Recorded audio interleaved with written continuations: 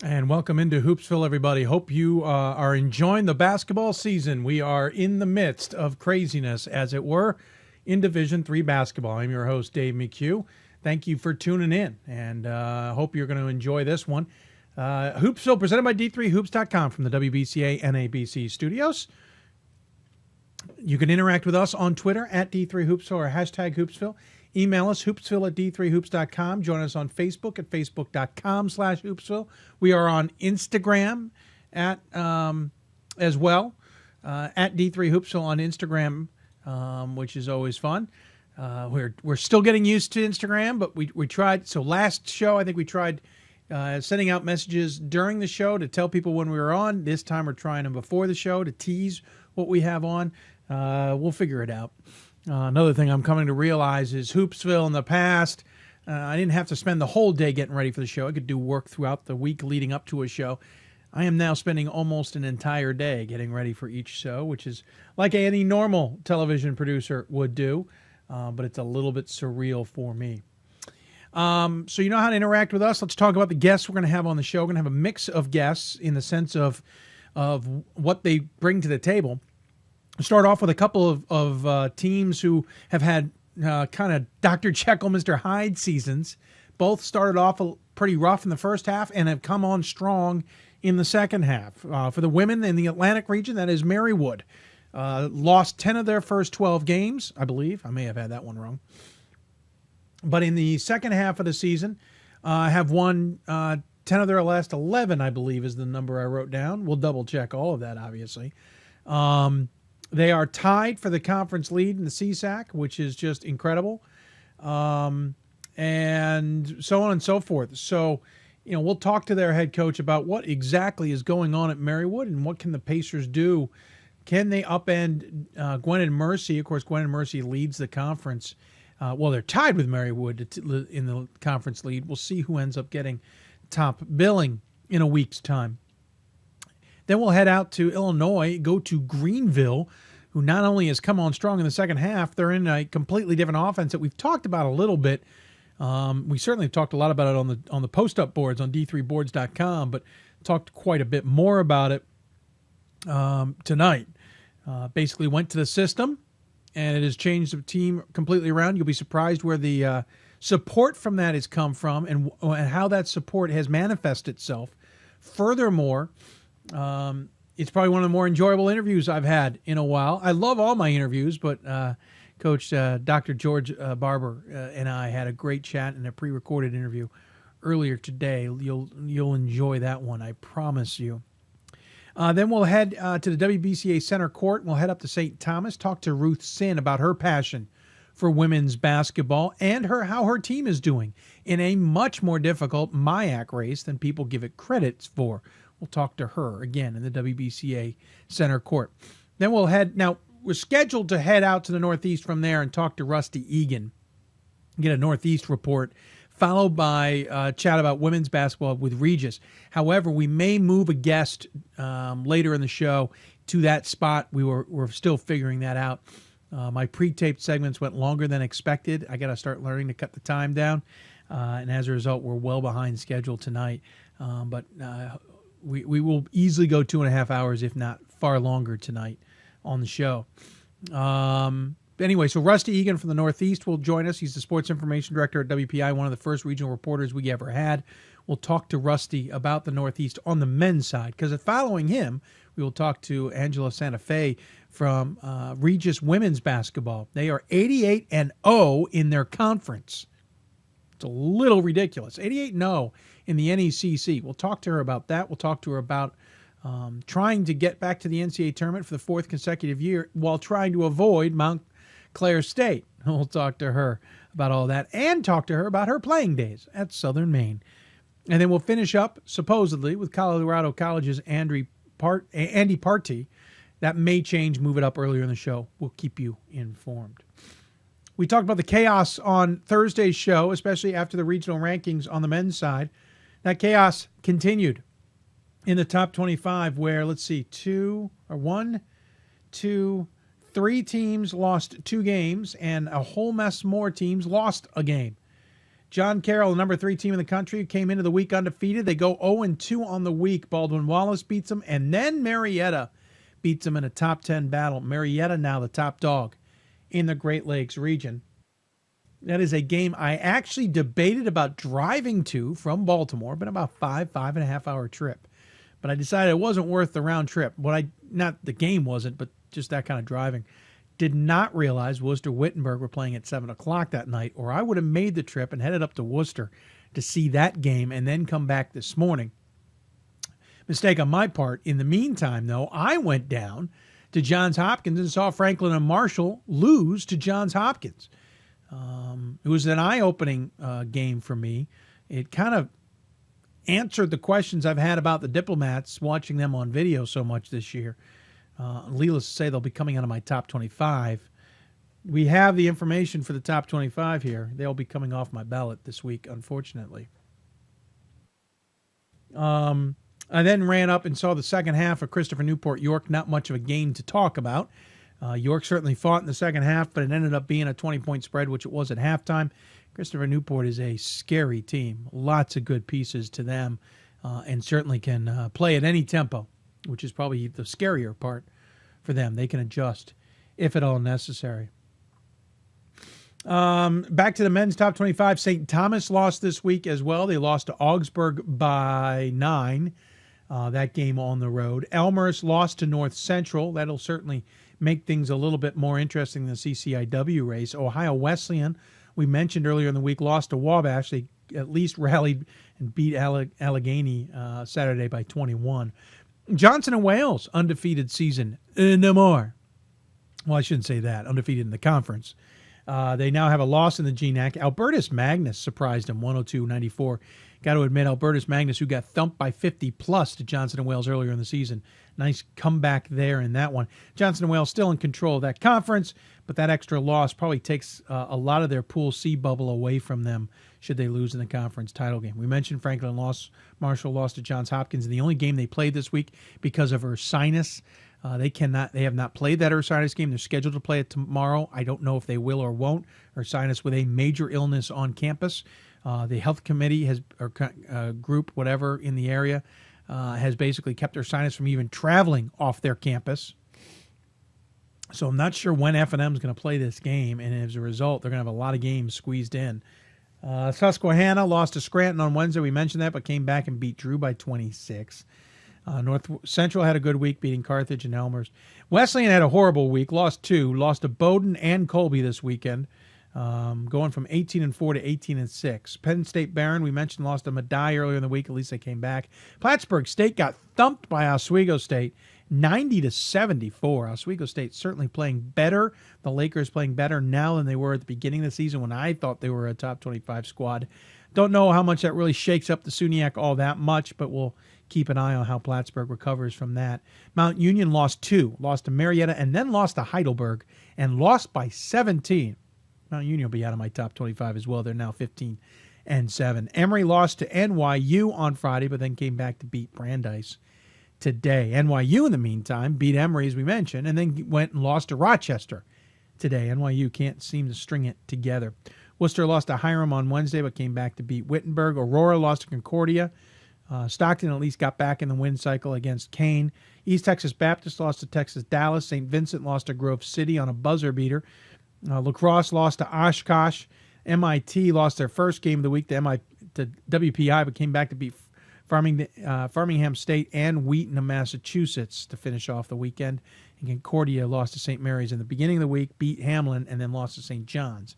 So a lot of losses on the men's side. Quickly on the women's side, a little bit quieter. Rochester lost to Brandeis, though, on Friday, before then coming back to beat number 14, NYU. The race for the UAA title on the women's side is ridiculous.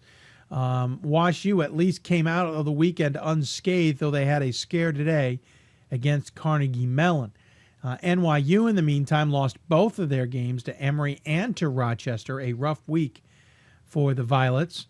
They lost by 7 to Emory on Friday, and they lost by 30 to Rochester today. Of course, those games were on the road. Stevens Point lost to Eau Claire. Capital lost to Otterbein on the weekend.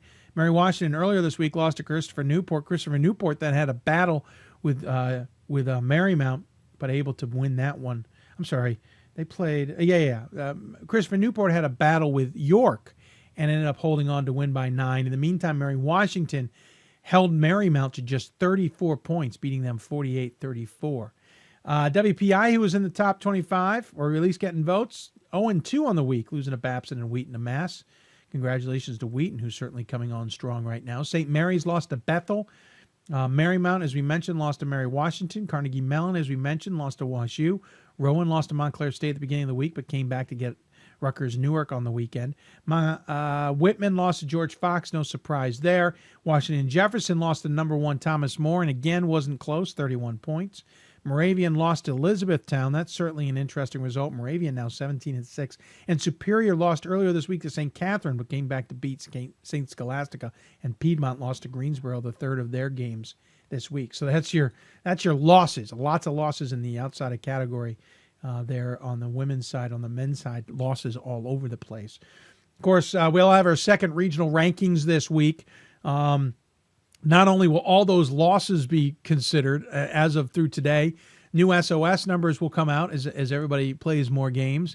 Furthermore, on top of all that, we'll get results versus regionally ranked opponents enter the equation. And so that will certainly make things just a little bit more interesting on the ranking side. It'll certainly jumble some up along with all those losses. And remember, the week 1 regional rankings, once the week 2 ones are posted, week 1 no longer matters. It'll be a distant memory. Week 2 has a little bit more longevity to it. It will set up week 3, which is the final public ones. But then once week 3 is published, week 2 is pretty much irrelevant. And then week 3 will obviously set up the selections for the end of the year. But we'll get a much better barometer now that results versus regionally ranked opponents is in play. We'll have a much better idea of how the committee is thinking about things. I know I've answered a lot of questions about strength of schedule, especially regarding teams like Lancaster Bible. There will be plenty more questions, but let's get at least this next set of regional rankings out the door, get a look at them, understand what the committee is probably looking at before we dive too far into it, because it'll change so much. And then obviously the third ones will be the ones that we really have to key on to understand who will be into the tournament and who may not be in the tournament. Obviously, there is a fourth set of regional rankings that they will do. We just aren't supposed to see them. We may glean that information, but that's the best I can tell you at this point. And a reminder, 2 weeks from tonight, we will go on the air a little bit earlier at 6 o'clock Eastern Time. We will try and get some interviews in on top of the fact that we'll talk to some of our regional reporters around the country. And then on top of that, we'll try and select our teams for them, especially the men and the women. Probably won't bracket. It's hard to bracket on the air, but we'll try and at least pick the teams that are going to be in the tournament as a result. Again, if you have questions for us, tweet us at D3Hoopsville and hashtag Hoopsville. Email us, hoopsville@d3hoops.com. Join us on Facebook, facebook.com/Hoopsville. Of course, on Instagram as well. Should mention the first conference tournaments to get going will be the NESCAC. Of course, the only conference that won't get their conference tournament going will be the UAA. But back to the NESCAC, they have set the tournament, as it were, because it actually starts this coming weekend. They'll get a week off and play Saturday. And then they will play a week from Saturday in the semifinals. Right now, the number 1 seed on the men's side will be Trinity. Amherst will be 2, Tufts 3, Middlebury 4, followed by Wesleyan 5, Williams 6, Bowdoin 7, Colby 8. So it'll be Trinity versus Colby, Amherst versus Bowdoin, Tufts versus Williams, and Middlebury versus Wesleyan on Saturday in the quarterfinals. On the women's side of things, they have set their field as well. It's number 1, Tufts, number 2, Amherst, number 3, Bowdoin, number 4, Connecticut College, number 5, Colby, number 6, Williams, number 7, Bates, and number 8, Middlebury. So it'll be Tufts versus Middlebury, Amherst versus Bates, Bowdoin versus Williams, and Conn College versus Colby. Now, we will go a little further into the NESCAC tournament coming up on Thursday as our hope. We'll try and dive into the teams and get an idea of who may come out of there with the AQ. Of course, remember last year on the women's on the men's side, 7 seed Wesleyan ended up winning the conference title game. But we should point out, too, that the tournament will go through Trinity and Tufts on the men and women's side. It'll go through their gyms ultimately next weekend. Going to take a break. When we come back, we'll get going with our interviews. We'll start with Marywood women in the GSAC. They have come on strong in 2016. They have forgotten about a rough start to 2015 because 2016 schedule looks completely different. That's actually the theme of the next two guests, also from Greenville men's basketball. But first, it will be Marywood. We'll talk to them coming up. You're listening to Hoopsville, presented by D3Hoops.com from the WBCA NABC studios. We'll have more Hoopsville right after this. Something I discovered in myself is that if I have a goal, and I can accomplish it. It's a well-rounded experience. At a Division III school, you primarily a student athlete, so the school is really shaped around you developing yourself as a complete individual. It helps a lot that you have a family with your team that can guide you.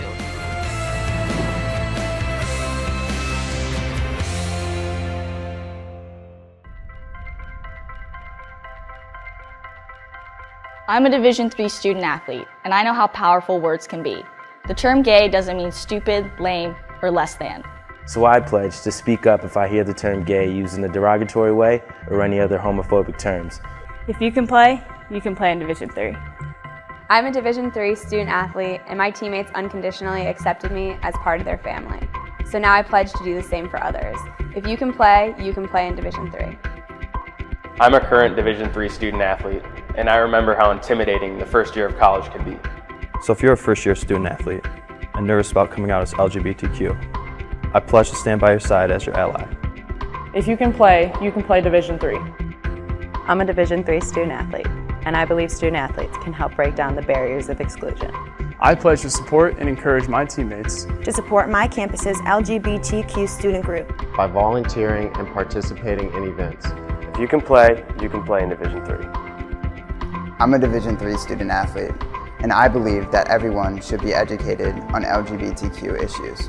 I pledge to work with my athletic department and my campus to foster dialogue and create a community of support, respect, and pride.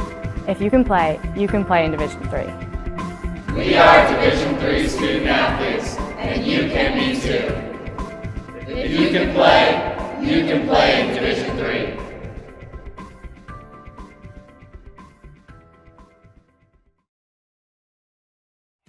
Something I discovered in myself is that if I have a goal, and I can accomplish it. It's a well-rounded experience.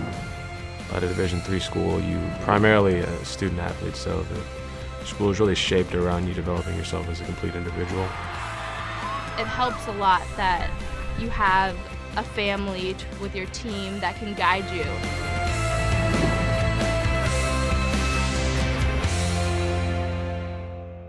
We've got more schools than Division I, more fans than Division II, and more upsets than March Madness.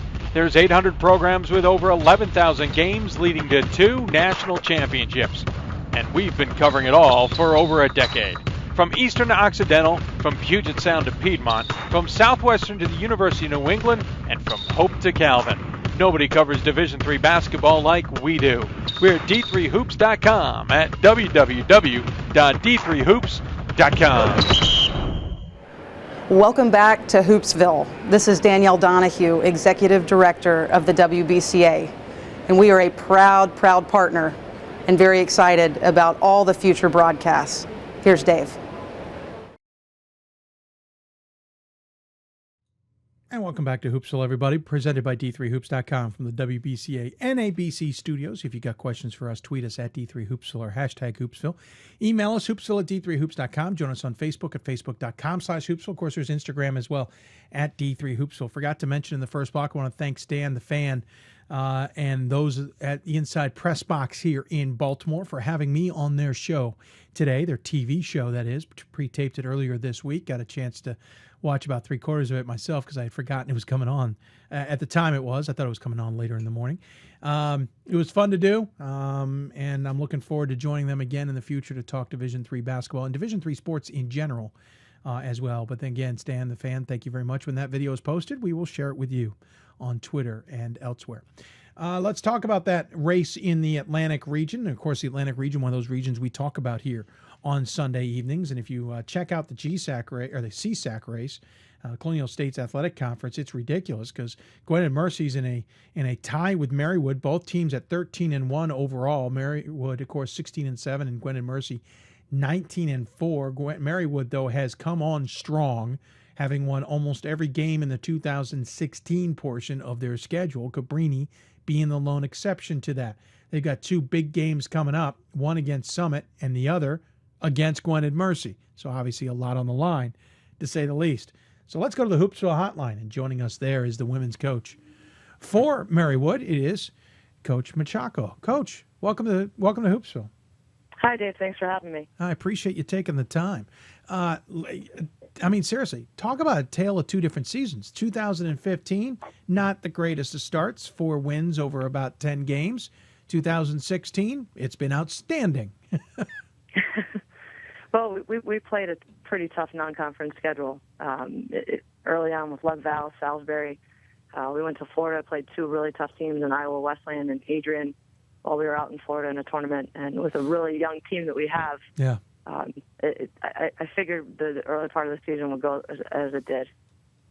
Trying to get players to learn the system and,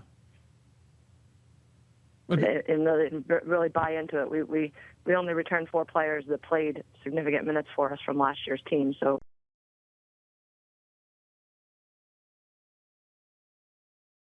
there's probably an idea of a rebuilding year for everybody in some senses when you lose that much talent. But we've heard a lot of that this season. A lot of the younger classmen have been able to step up this season for a number of teams and contribute, and seasons have been better off than a lot of people expected.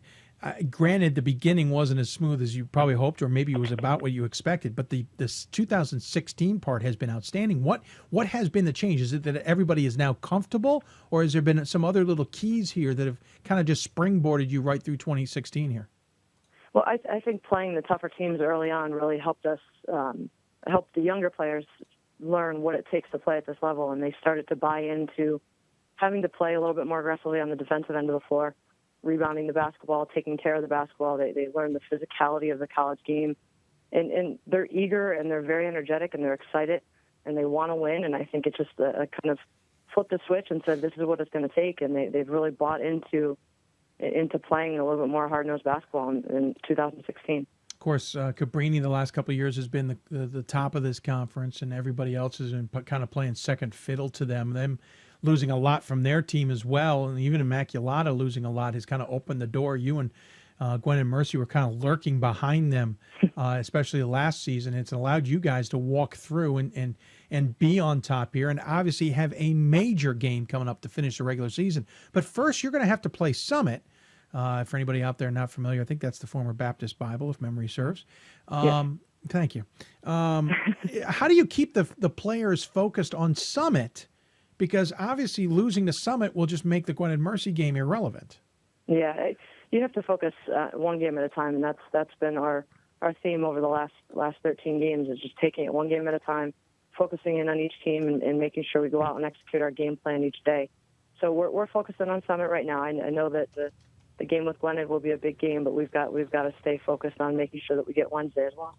Yeah, certainly. You don't want to stub your toe, as it were, going in. Of course, you beat Summit 72-30. So earlier in the season. So how hard is it to get a team to focus when they know what they've done in the past? I've been a student athlete before. Your memory is, oh, geez, we're playing so and so. We killed them 5-0 last time. We're good with this, and then, oh, we just lost. Yeah. How do you also break the habits, as it were? Well, I think it starts in practice, and you have to make sure that we go into practice every day for the next 2 days and challenge them to get better in practice, and make sure that we set some goals for the game on Wednesday and make sure we come out to execute and reach those goals. If we just go into it and just prepare for it like we did the first time around, or knowing that we had beaten them, then we're never going to accomplish anything. So we've got to make sure we really go out and challenge our kids to get better and get better the next 2 days, and then get better on Wednesday and focus in on some goals for Wednesday. Of course, the other part of that too would be how do you keep them fresh when the grind of the season is really at its worst right now? Yeah, it's at its worst for everybody, and I think that we stress that to our team, that everybody's in the same situation. Yeah. Basketball is a really long season. Yeah. It spans over 2 semesters, and everybody's in the same boat. So you really just have to make sure that they're they're in school at the Division III level, to make sure they're focused on their academics first, and then playing a sport is an added bonus for them. But focus in on your priorities, and those are the two things that you have to be focused in on right now is your academics and your athletics, and making sure you get rest, and making sure that you're focused 100% on both of those things while you're in school. Another go ahead. No, I'm sorry. Go ahead. Well, I was just saying, another key that you have here is 4 of the last 5 games are at home. So you beat Immaculate at home, you travel to Centenary, beat them, then you beat Keystone at home, and now you got Summit and Gwinnett and Mercy to finish. So you have the nice ability of being able to be at home, not have to necessarily worry about travel, especially with the weather's dicey. It's not necessarily your schedule that's really getting screwed up. That's got to be a little bit comforting. Finally, it was yeah. We had a stand where we were down to Philly, I think 3 out of 7 days for 3 games. So we had a rough travel stretch. So this is a very much enjoyed being at home for yesterday's game and then the next 2. That'll be a nice break for us, and it'll help them with classes as well, not missing as much class time and being able to focus in on the studies and get a little bit more rest being at home. Let's talk about this squad. You talk about the youth on it. You know, you look at the roster, and there's 3 seniors that pop out, but the rest of the underclassmen certainly, it's hard to miss, to say the least. Where's the lead? I mean, obviously you have senior leaders, but when you have that kind of youth still on the team, where else is that leadership coming from? Well, we have a terrific senior leader in Alexa Gershman. She goes out and gives 110% every single day, whether it's practice or a game. She does all the things that go unnoticed on a stat sheet. She'll step in front and take charges. She dives after loose balls, all the dirty work, which is really, she leads by example, and she's a vocal leader for us. And she has really helped show these young players what it takes to play at this level and how to compete. And we've had some of the young players that started to buy into it and are starting to step up and learn I preach the defensive end of the floor, because I think that's the hardest working end of the floor, and that takes a lot of discipline and a lot of determination. And so the younger players are starting to step up a little bit more, not necessarily in a vocal leadership role, but in terms of their work ethic. We have a freshman right now that's doing a lot of our scoring for us, but over the last couple of games has struggled, and we've had some other players that have stepped up to help her, which is a good sign for us down the stretch. Yeah, you talk about a freshman leading the way. That's pretty much the impressive part statistically. Gabriella Giordano, 12 points a game, 5 rebounds a game. She shoots 37% from the floor, 32% from beyond the arc for a freshman. Pretty impressive to be able to come to the table with that. And then you've got a senior in Alexa Gershman, as you mentioned, 7.5 points, 6 rebounds. Not a great outside shooter. I noticed that, but she shoots pretty well from inside the arc. Yeah, she'd be the first one to admit that. Yeah, I figured 1 for 12. You know, it's about my average, pretty much. But of course, I noticed the big thing that jumps out at me, and this is going to be a dichotomy, because the next guest we're going to have on is on the second highest scoring program in men's basketball. You guys are a relatively low scoring team, 63 points a game on offense, 56 points a game on defense. You preach that defense, and that tends to lead to not much on the offensive side, because you don't need to focus on it necessarily if you're leading up. I mean, if you're doing your job defensively. Yeah, we do a great job of scouting and preparing our team to play players' tendencies, and that's always been, all over the last 12 years, always been my focus. Is if you could defend and you could rebound, you could play in games with anybody. And we're a very, very small team. We have one player that's 6 foot, and she might really be 5'11". We list her at 6 foot. Everybody else is about 5'8" and below. Our starting center is 5'8", if that. So we have to be able to defend hands high on the defensive end of the floor, closeouts. We work on it every single day for the majority of our practice, and try to get some baskets out of our defense to take the load off on the scoring end of the floor. But yes, defense and rebounding. I firmly believe if you could play that, you could compete with any team. For the last 5 seasons, you've been an ECAC tournament team, missing out in 2013-14. But this program hasn't been in the NCAA tournament since '87, and I think that's the only time they've been to the NCAA tournament, if I have this right. That's right. The fact you're in first place in this conference is a big deal, because you guys can control your own destiny. You could have the team, have the tournament come through your gym, technically and get kind of an edge at getting that automatic bid. How huge would that opportunity be to get to the NCAA tournament for this program? Well, I think it would be huge because we are so young. I think for a young team to experience something like that, it just expectations change for the following year, and they'll be so excited and so hungry that they want to get back there. But again, back to the present, we're still trying to focus in one game at a time. We do know that's in the back of our mind, and that's always a goal of ours is to win that conference championship. But we're not talking about that right now. We're focused in on one at a time, and focusing in on really, like you just said, we control our own destiny. Yeah. The great dichotomy of this show at this time of year is trying to, we're looking a little bit further ahead than coaches want to look ahead. And we fully appreciate that. Some coaches want to talk about it. Some want to focus on the next game. And obviously you do have Summit coming ahead. And obviously Gwinnett Mercy to finish it off. Almost an unofficial championship game could be in play next Saturday. What's the buzz on campus like? If noticeable at all. I was talking with a few coaches about this at Marywood yesterday, and trying to encourage to get more students out to our games. And we're fortunate in a sense that we have a lot of local players on our team, so we do get a lot of local community support. There's a lot of teams on campus that have contests the same day that we do, and our student athletes are very supportive of our other teams. So it's getting better. It's just not Sure. Nearly where we need it to be at this point. Sure. Well, and you're also up there at Scranton, whose programs are pretty good themselves nearby, and you've got plenty of other colleges up in that area. It's a busier college area up there in the Wilkes-Barre, Scranton area than people give it credit for. It's a little crowded, as it were. By the way, the other thing I meant to mention about the home field advantage, home court advantage, is you're kind of on the extreme for the CSAC in the sense of distance traveled. You guys are not necessarily center of the conference. So everyone's coming to you is certainly a distinct advantage getting up into the mountains to where you're located. So certainly that'll play in. I guess the next thing is, so what do you tell your team when you walk into the locker room tomorrow or you get onto the practice court? What's the message to this squad? Well, we have to get back to business. We took today off. It's the first time we've taken a Sunday off in a while to give us some extra time to prepare this week. So we've got to get back to work, and then we'll get back to work first and foremost on the defensive end, because we didn't play as well defensively yesterday that I thought we could have.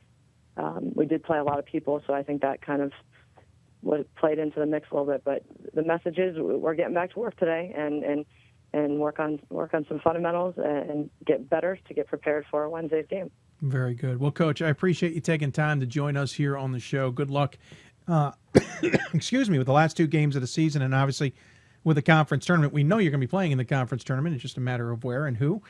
We certainly wish you luck and look forward to seeing how you do the rest of this week. But as always, we give the coach the final word. Any final thoughts you want to share with those who may be tuning in?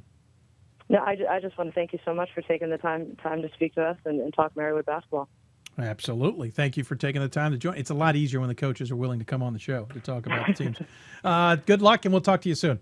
Thanks so much. Absolutely. Tara Macciocco joining us here on the show. Again, the team has two games left versus Summit and versus Gwinnett Mercy. That last game, should everything stay in place with Gwinnett Mercy and Marywood tied atop the conference, will essentially be an unofficial conference championship game. It'll be the conference regular season title game. Whoever wins will have home court advantage for the CSAC tournament. Looking forward to seeing how that plays out. Great to see the Pacers up there at the top of the conference. By the way, we didn't really mention it, but they and Gwinnett Mercy were lurking last year. Well, it's Cabrini and Newman who are 2 games back lurking this year.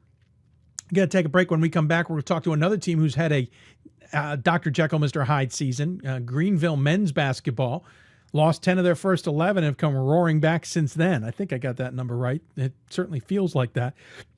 Excuse me. But they've changed everything. And what's amazing is what the advice was from their athletics director when they decided to go to the system. It might surprise you, and it's one of my more enjoyable interviews this year. We'll talk to Greenville's head coach coming up. You're listening to Hoopsville, presented by D3Hoops.com from the WBCA and NBC studios. I want to thank Coach McHugh for joining us on the show on the City of Salem hotline. City of Salem hosting the men's basketball championships. Of course, City of Salem has hosted those championships for 20 consecutive seasons, counting this year. This will be the 19th national title that they hand out in men's basketball. Get tickets online. We'll be back with more Hoopsville right after this. I used to never really talk, ever. I was afraid if I said something wrong, everyone would laugh at me. But then I started to play golf with Special Olympics. It helped me to find my voice. And now everyone else is speechless. With every basket and every stop, the skill of elite student athletes will be on display. The sights, the sounds, the intensity of an NCAA championship. It all comes down to this moment, and the winner takes it all. Be there to share the experience with your family and friends. The 2016 NCAA Division III Men's Basketball Championship, March 18th and 19th at Salem Civic Center in Salem, Virginia. Visit ncaa.com/tickets to score your championship seats today. And welcome back to Hoopsville, everybody, from the WBCA NABC studios. Of course, Hoopsville presented by D3Hoops.com. Appreciate you taking the time to tune in to us, whether it be live on Sunday evening here or you are joining us on the podcast. Don't forget you can interact with us on Hoopsville or via social media, obviously with Twitter at D3Hoopsville or hashtag Hoopsville. Email us, hoopsville at D3Hoops.com. Join us on Facebook at Facebook.com/Hoopsville. And now we're on Instagram. Right now, we basically send out our pictures of guests who are coming up, but obviously when we travel, we'll use that a little bit more to show you where we are at, especially when we get to the men's Final Four in Salem and the women's championship in Indianapolis. Follow us on Instagram at D3Hoopsville. Of course, there's also the fundraising campaign. We haven't even raised half of our goal. We've only got 2 weeks left. We need a little bit of a kick in the rear end with this, so please consider our fundraising campaign. Plenty of tweets out there. There's links on our websites. You name it, you can run into it. If you absolutely want information and cannot find it, please email us or contact us via our social media campaigns. All right, so the last segment, we talked Atlantic Region Marywood women's basketball, a program that has emerged, making a run for the top of the conference in the CSAC. Great story. Well, there's a bunch of those out there this season, and we talked about at the beginning of the show how we're going to touch on those. The other one is if we head a little bit into the middle of the country. Of course, in Division III world, it's a little on the western side of the country. But if you go to the SLIAC, there is a heck of a race going on for the top spot. McMurray and Greenville are tied at 11-5. McMurray's having a 14-9 season, and Greenville's 12-11. But it's been a tale of two seasons, as it were. So we're going to go to the Skype presented by City of Salem, because joining us for the first time on Skype in his life, we believe, at least for us, Dr. George Barber, Greenville's head coach. Coach, welcome to Hoopsville, sir. Thank you very much, Dave. Thank you for joining me on the good old technology here as well. Listen, it literally has been a tale of two seasons for you guys. You are 12-11, but you're on top of the conference, tied with McMurray at 11-5. But it's literally it's the before January 6th and the after January 6th story with you guys. You have won, 10 of your last 11 games to position yourselves where you are right now. This is incredible. It is. I mean, you said 10 of 11. I've closed my eyes since about January. I'm not really looking. It's like a guy in the seventh inning with a no-hitter going. Yeah. I mean, he goes to the dugout. Nobody talks to him. He sits in the corner. Nobody even looks at him. So we're kind of afraid to say, but it really has, and it has everything to do with the style that we're playing this year.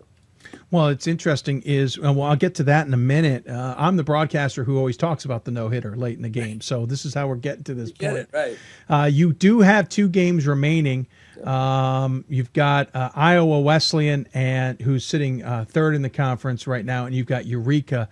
Obviously, so big games here on the road against Iowa Wesleyan, and then home against Eureka, who's 8-8 and 10-13. Similar situation as you, except just not doing as well in the conference. How do you keep this momentum going? I mean, you are tied with McMurray, and head-to-head, you guys split this season. So you're looking at making sure you kind of shore up the tiebreakers, as it were. Right. Well, absolutely. And it's interesting because we need Iowa Wesleyan to finish high, but at the same time, we need to beat them. Right. So that's oxymoron. But and then Eureka's got 2 great players. It's senior night. We have high emotion. We'll start our seniors, and that can go crazy a little bit on you, but yeah. I think obviously what you just say to your team is just take it one game at a time, and don't get too ahead of yourselves, and focus on the process. It's just all the things that you say as a coach that you don't want to neglect to say, and then and with a fine-tooth comb, I think the assistants and I just really need to plan good practices that are going to be meaningful, but not wear the kids out too much. So, I mean, it's an emotional week. It's fun to be at the spot. It's a little foreign to me. I told my assistant last night, I said, we haven't been at this spot where we know we're in, the tournament. Now what do? We'd like to host. And obviously we just try to focus on the process. So. You talk about wanting Ohio Wesleyan to finish on high. They're in a 4-way tie for third at 9-7. You beat them. That can disrupt that, but you have a 2-0 record against them. McMurray's got a 1-1 record. I haven't dove into the rest of those just yet. Webster, Blackburn, and Westminster. Webster is a 1-1 also for McMurray, and I think for you guys it's a 1-1 as well. That's what are they 0-2? Yes. Oh, so that's complicated. Our nemesis. Yes. Yeah. If Webster finishes higher than Iowa Wesleyan, we would lose that tiebreaker. And of course, you still have Blackburn and Westminster in the mix. Now, granted, you've split with those two. Let's see. We split with Westman, but we beat Blackburn twice. So, did you? Okay. Yeah. So it is a jumbled mess. I mean, it's hard. You can't even really make progress thinking about it until after Wednesday or after Saturday. Yeah. So it is gonna be crazy to say the least. But nonetheless, you guys are sitting at the top here, even if you finish second or third. Right. It's an incredible point of view considering last year you were 11-5, 10-8 the year before, 11-7 the year before that in the SLAC, and of course we don't want to talk about 13 when it was 4-12. Right. So you've emerged into the top of this conference. You talk to those who follow the SLAC; they love your story. But what has been the difference in the season? I mean, the beginning of the year, you guys lost 10 of 12, and now you've won 11 or 10 of 11. Right. No. Yeah. We didn't add anybody at semester. Anything. No major transfers. It was literally. I try to give you the quick history of it, but I had about 30 plus guys try out for the team. Wow. And I said, what am I going to do with these guys? And I really was. I was distraught last year of having a lot of seniors that were great players, good guys, great character guys, but I couldn't play them because the typical 8-man rotation. And I was searching. I'm an up-tempo, sort of a free spirit guy anyways. Yeah. And I said, can I find a style that allows me to play more guys? I mean, I want greater participation. I mean, that's what I was looking for. And we settled on the system that, Gary Smith and Doug Porter had written the book, The System. I read it this summer, late summer, and we decided this is a way I can play 12 to 15 guys in a game, really increase participation. Top 10 are going to play the most. 11 through 15 will get, in the game when the game is on the line. So we said, let's go visit these guys. Let's call these guys. Let me check with my AD so he doesn't fire me in the middle of the season if we go for this. He said, okay, George, I like your idea of participation. When it's going bad in January, don't give up.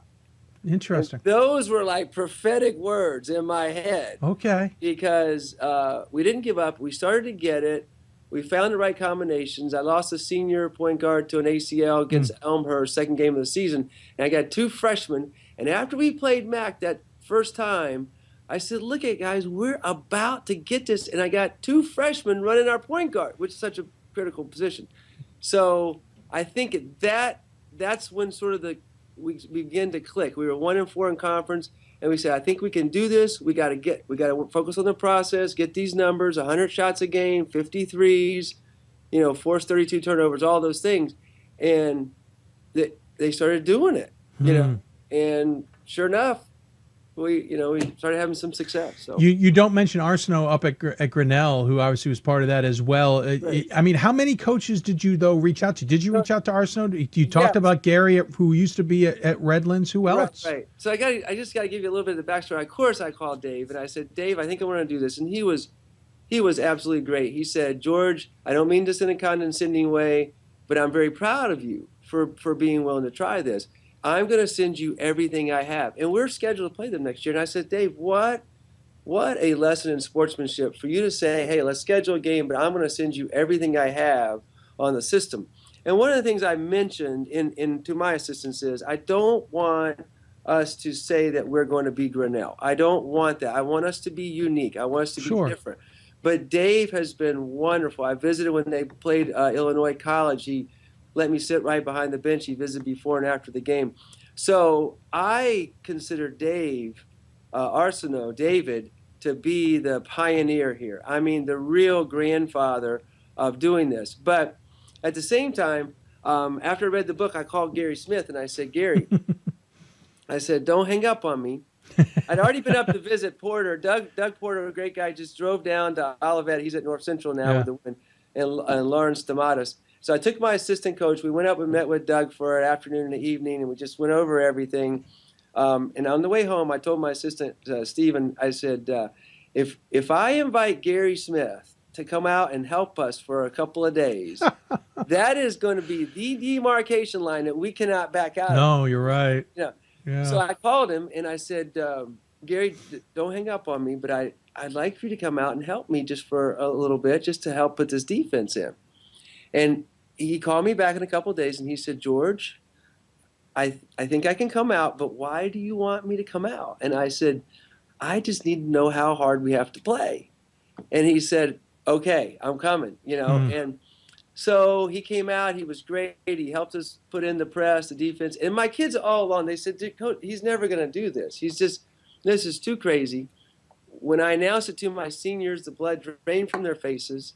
But I mean, this is all very true. I couldn't. And this is awesome. Another reason I did this, I lost 3 post players, two to transfer, 1 to graduation. And the one kid says, I feel like I've been called by God to go to this other school. And I said, Kinzer, isn't your girlfriend also transferring? And he said, yeah. I said, Kinzer, you're not being called by God. I think your girlfriend is the one. And, depends on how you determine who God is. Right. Well, it's like Bobby Knight said. Bobby Knight said, girlfriends are undefeated. So I knew I was not going to, And so now I got all these guards and I have so many players. And so all that, basically informed my decision to do it. And Gary stayed with us for, basically a week. I took him fishing. He loves to fish. Oh, awesome. We went out on a square dance with the women's basketball team. He said, I have never seen people do what you do here in the Midwest, but this is crazy. So, by the way, real quick, if anybody's curious, Gary Smith got first put the system in Division III on the map at Redlands. Right. Arsenault is the one who's elevated it. Obviously, it dates back technically to Loyola Marymount days, way back. Right. But yeah, I just wanted to give the Division III history. But go ahead. Yeah. Well, and so we played our local prison in a scrimmage, and Gary said, "You did what?" Well, we have a scrimmage game against the prison. Wow. Yeah, of course. Yeah, and I mean it's amazing. Of course, all games are home games for them.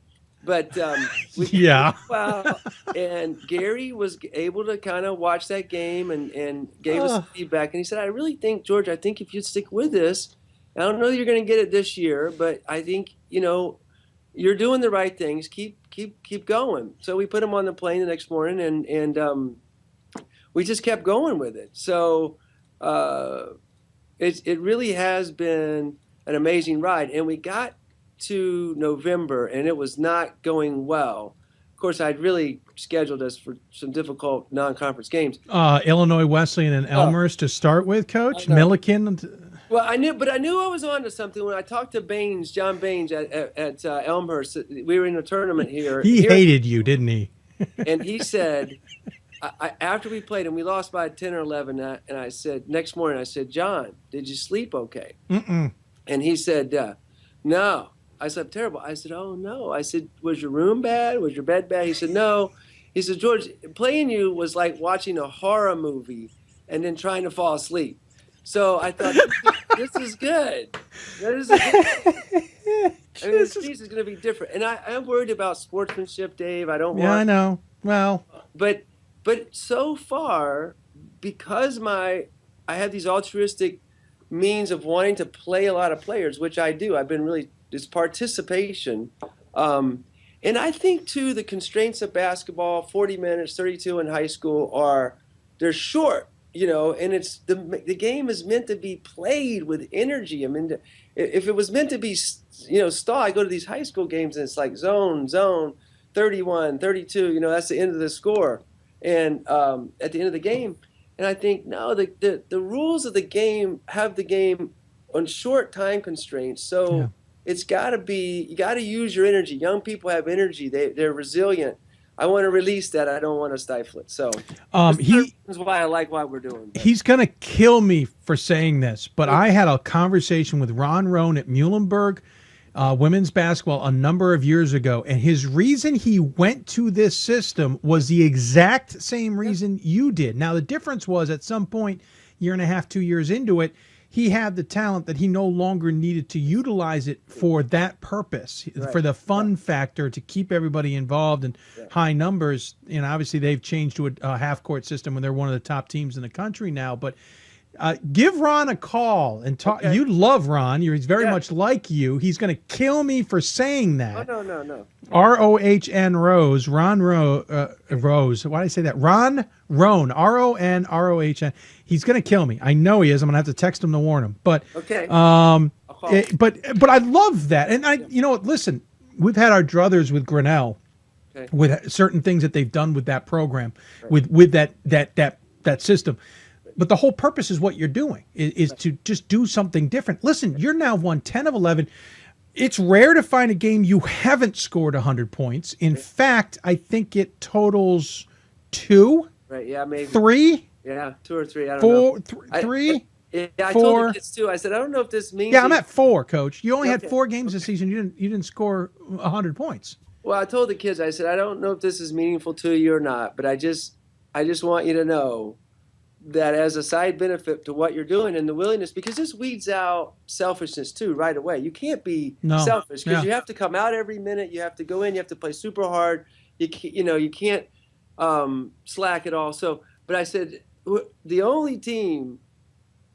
And again, this is just a byproduct. We never knew that this was going to happen. But the only team that's scoring more than you, I'll tell, is the Golden State Warriors. They're at 115 a game. We're at 114. Yeah, that's true. They don't really respond much to that. But maybe they also play more minutes, so that's an interesting dichotomy. Right? They play 48 minutes. We play 40.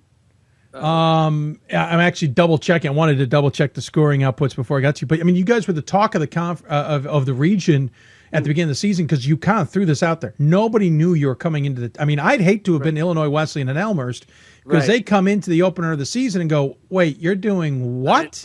I mean, how do you scout for that if you're Coach Rose and you're Coach Baines? Right. Well, Baines may have gotten a hint, a little hint, but Ron could not have known what you were doing. I had my apology ready for Ron. I knew I was going to go through the line and say, "I'm sorry, I did that, Ron." But he wanted to kill you, didn't he? No, he didn't. He was great. You know, Hope fan said, "No, you're not doing it," and I said, "Yeah, I know, Hope fan. He's losing his mind." But anyways, Ron came. He said, "George, this is all right." He said, "Stick with it." So again, I had positive feedback. You know, and then Baines, he said what he said. He said, "George, here's how I practiced for it. I knew I only had a couple of days." He said, "I turned the radio up. I just blasted the music and made it as loud as possible and told the kids to play. It's going to be like that." Matt Mitchell at Westminster said, "George, I'm going to be honest with you. I had my kids. I had a control team, my team, and I had another team to play like your team." And he said, within 5 minutes of practice, everything looked the same. So, you know, it is a different. It's a unique thing. It's been fun. Quickly, go back to the Illinois Wesleyan game. At what point did they realize what you guys were up to? At what point did you get a look down the sideline from Coach Rose? With 19 minutes to go in the first half, and I sent my next 5 in because when they were doing the jump ball, this kid was saying, "I got this kid, I got this kid, I got this kid," and I'm going, "No, it ain't gonna matter because they're not gonna be in there in 1 minute."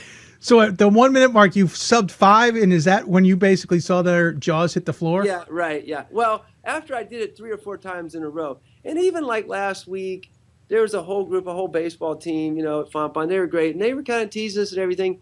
But as the game unfolded and it went well for us, you know, they stopped saying stuff. And we didn't turn and say anything to them. We were just doing what we did.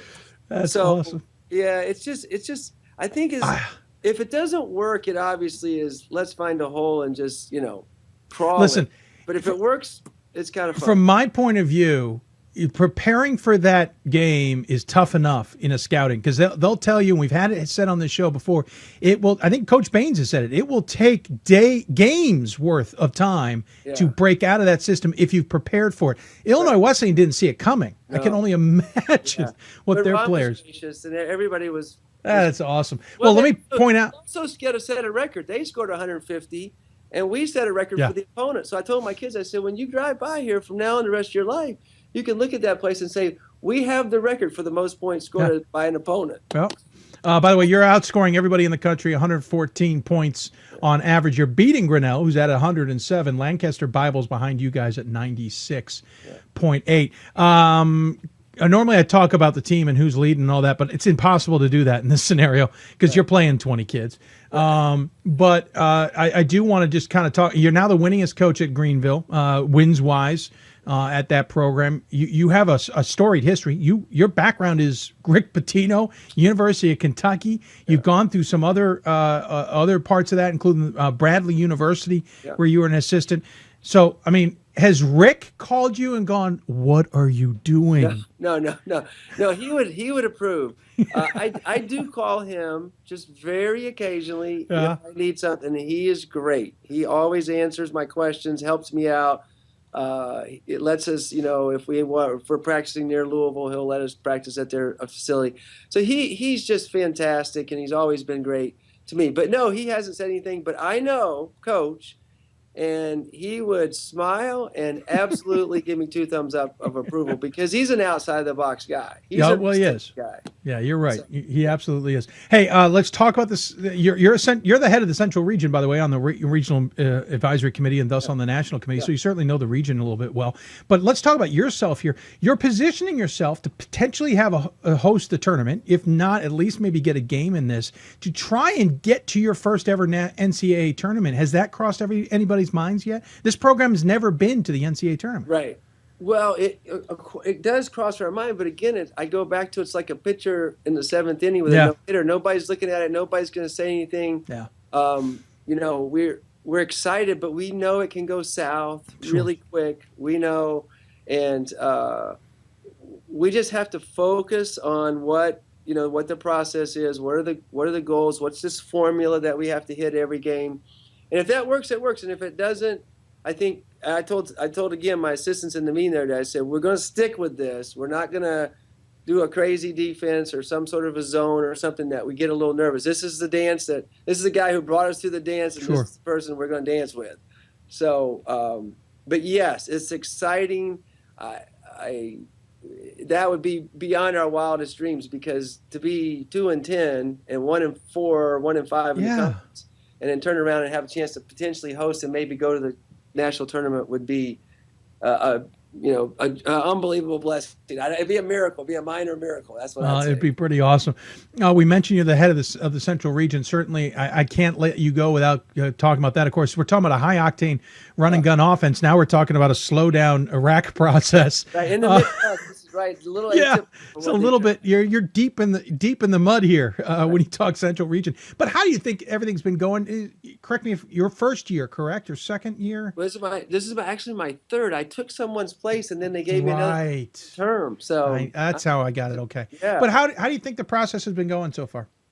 Well, I have a great rack, and they are just great. So I'll email them and say, give me your predictions, on Monday night, or give me your rankings, and they will.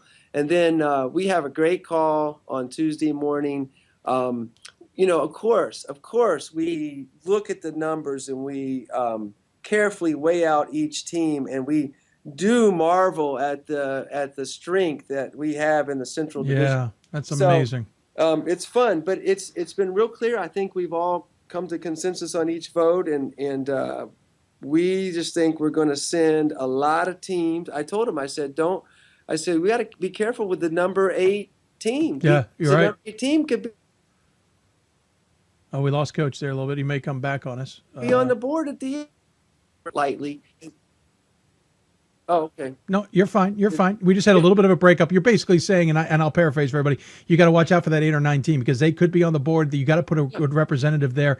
The Central Region on the women have seen teams come from off the rankings into the NCAA tournament. Okay. So Yeah, absolutely. I agree with you. I got to let you go only because we've taken up so much of your time, and I don't want to do too much more of this. But all in all, what's this Central region look like to you? Is this going to be maybe a little bit of a pull your hair out scenario come Selection Sunday with bracketing and all that, or do you guys think you can pull this together and put something nice together? Oh no, I'm confident. I don't want to shoot ourselves in the foot. I am so confident in our leadership, Brian Van Haften, the committee. Many of us have been together for a couple years already.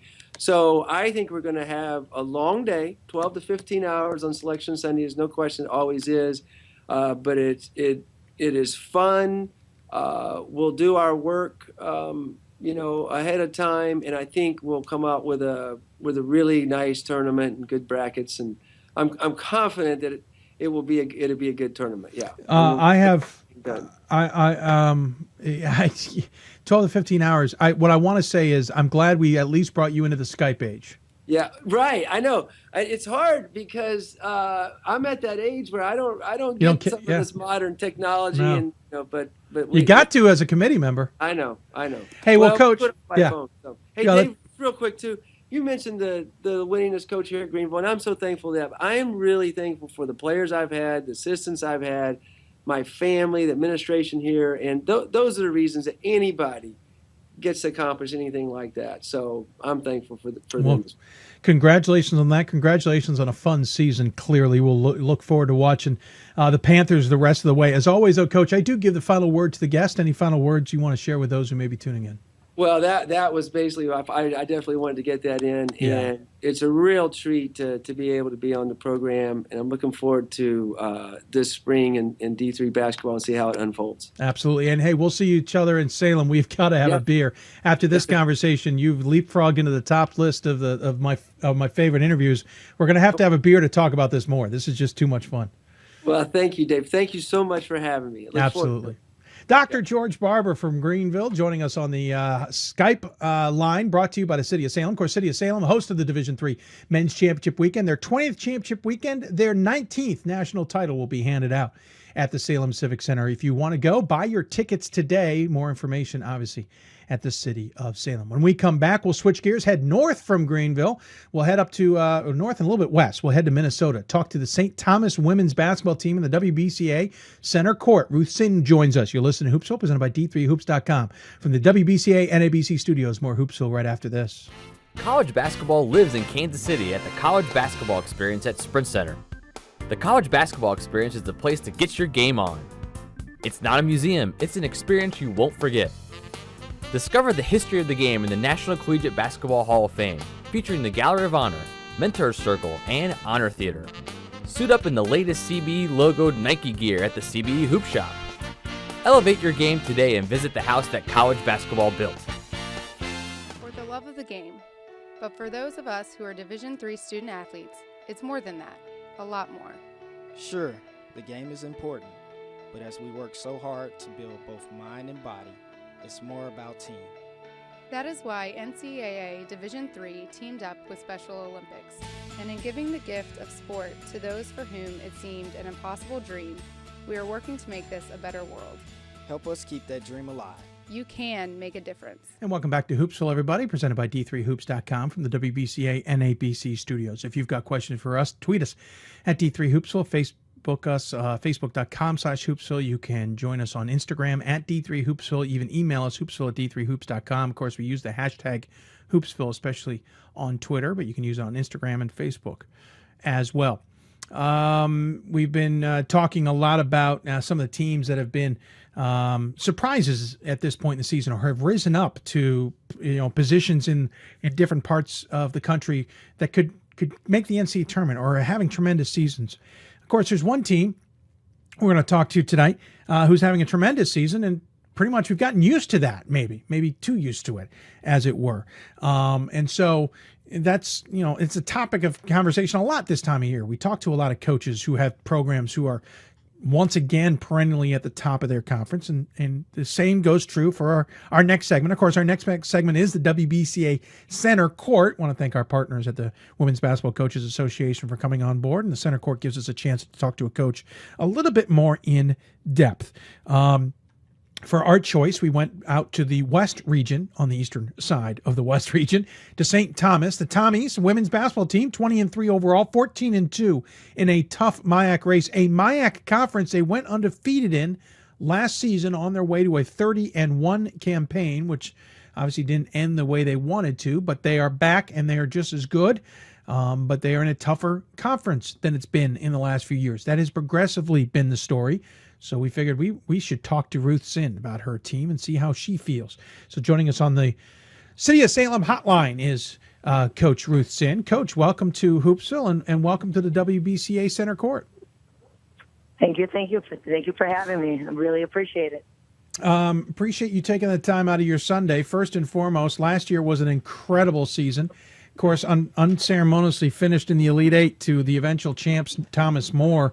Of course, both of you went into that game undefeated. You had beaten Hope in the prior game. So, not the way you guys wanted to finish, but at least you lost to the champs. I'm sure, though, that game and the last season are still driving you this season.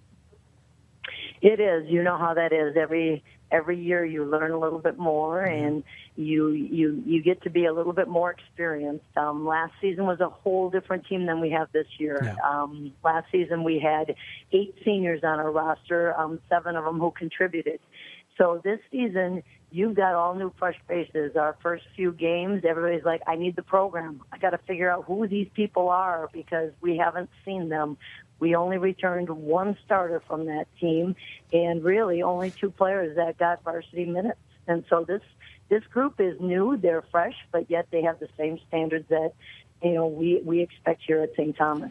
Well, I was going to say the standards are high. The last time you didn't win at least 19 games was back in 2007 when you finished 15-11. You've won 19 or more games since, and honestly, you haven't won less than 24 games in the last 5 seasons. 20-3 at this mark, 14-2 in conference. Obviously, the MIAC has gotten a lot tougher over the last few years. You're a game up on St. Mary's. Gustavus Adolphus is in the mix. Concordia Moorhead is up there. And Bethel, who's also a good team, is struggling this season in conference at 10-6. Just a testament to how tough the MIAC is. Yeah, our conference is really very competitive from top to bottom.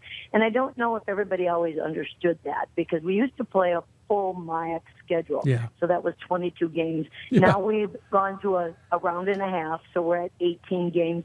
So the fun thing has been we've been able to get out and play different teams and experience different styles and really show what the MIAC can bring. Of course, with St. Mary's, you've been kind of nip and tuck with them the whole time. They're 19-4, 13-3, certainly having a good season. Talked to their coach a couple of weeks ago. As we mentioned, Gustavus Adolphus and Concordia Moorhead, and then Bethel. You've got 2 games left to go. You got to at least get to finish at home. You'll finish off against St. Olaf, and then a big game against St. Mary's, which certainly could still have a lot on the line when we get to that point in time. So it looks like you basically have games to keep your team focused a little bit here. Oh, there's no question. There's no question. St. Olaf is a fantastic team. We had a very tight game down there probably about 3 weeks ago, and so they're going to give us everything we need and it could ask for. And then St. Mary's, obviously, it could be the conference title right on the line with that. And that's the neat thing. I told our girls, I said, you want to be in this this position where you're playing good opponents that are going to bring their best shot and is going to help make you better, because as you start moving into this point of the season, you want to be making sure that those players are engaged, they're locked in, and they're really focused on possession basketball. And that's what February and March is all about, is playing every possession to its fullest. Of course, you came off of a big game against Bethel yesterday where you beat them in overtime 69-67. They used a 24-11 third quarter to jump back into the game and even take the lead into the fourth quarter. You guys needed to outscore them by 4 to force overtime in that fourth. Both teams shot about average. Nobody really shot tremendously well except for Bethel. Outside the arc, they were 8 for 14. But everybody, you guys shot. I think they were 56%. Yeah, 57%, which is ridiculous. Of course, you guys shot 13 of 23 from the free throw line. I'm quite sure you're going to have your team working on the free throws just a little bit this week, are you not? That was completely uncharacteristic. I think we're about a 73% shooting team. So, but Bethel's got a great team. They've suffered some injuries in the beginning, and so things haven't gone exactly the way they wanted to. But they always bring their best with us, and it's such a great rivalry. We know that it's going to be a great game. Whatever happens. We talk about how much this conference has improved and gotten more difficult over the years. How much has it changed in your 11 seasons in the conference? Well, I think what you see is just the consistency, in the conference. Everybody's got players that are ready to step up and make plays, and then the coaches do such a fantastic job preparing and developing a game plan or two, and so there's a lot of adjustment that goes through as you go through the game. So it's not just your initial game plan that comes in, it's the counter, and then you have to counter that. And we've been very blessed to have a great group of coaches in the MIAC, and you're seeing that in how they play. In the 3 losses you guys suffered this season, they came in a span of 5 games, starting on December 12th against St. Catherine in conference. Then Wheaton of Illinois beat you guys at what was an absolutely insane weekend of basketball in Iowa. Wheaton, Oshkosh, yourselves, and Wartburg. Wartburg comes out of it on, the one undefeated, while the 3 other top 10 teams all suffered at least 1 loss. You guys lost to Wheaton and then came back and gave Oshkosh their 2nd loss that weekend. Then you beat Gustavus Adolphus and then lost to that Bethel team who you beat yesterday. How much did you guys learn in that 5-game stretch against some really good opponents that's been helping you the rest of the way? That was a big time for us. We had suffered an injury to our starting 3 player who was putting up some great numbers, Gabby Dier, and it was kind of like we had to reconfigure our identity at that point, and who's going to step up and how do we have to attack and how do we get shots for different people and things like that. And the girls responded real well. I think the last game, that Bethel game, was an eye-opener. It was kind of like, okay, we really need to take a look at ourselves and see what are the next steps that we have to do to improve. And I really give the girls a lot of credit because they listened, they were coachable, and then they took the next step, and they really, really continued to do the practice and to do the repetitions, and they've changed. They've changed their game, and so they've done a really good job since that point. You know how it is.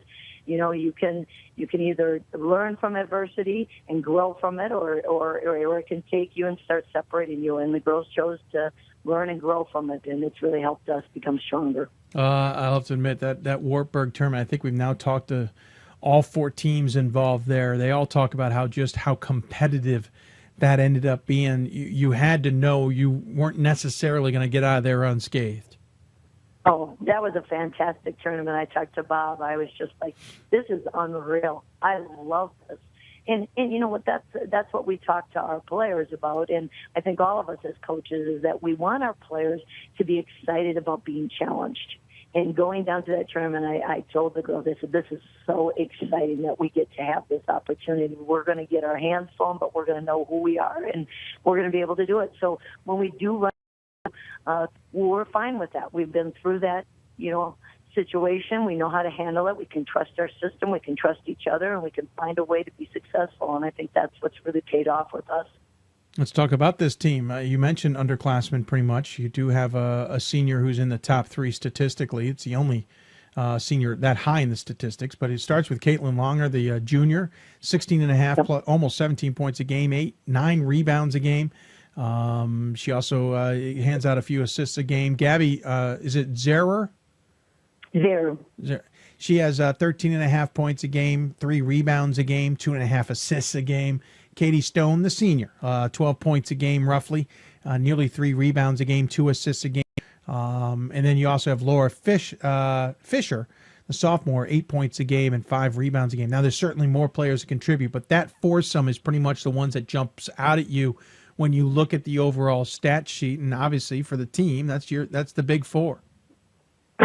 Correct. And as I know, the tournament here, but Caitlin has just done a fantastic job. Last year, she was kind of our backup post player, and she averaged about 11 minutes a game, but she was behind Maggie Wires, who was second-team All-American But what I give Caitlin credit to do is she accepted that role and she learned and she grew and she went against Maggie every day and she just got better and better. And so when it was finally her time and her moment, she was ready. And if you watch her play, she's playing low, she's playing strong.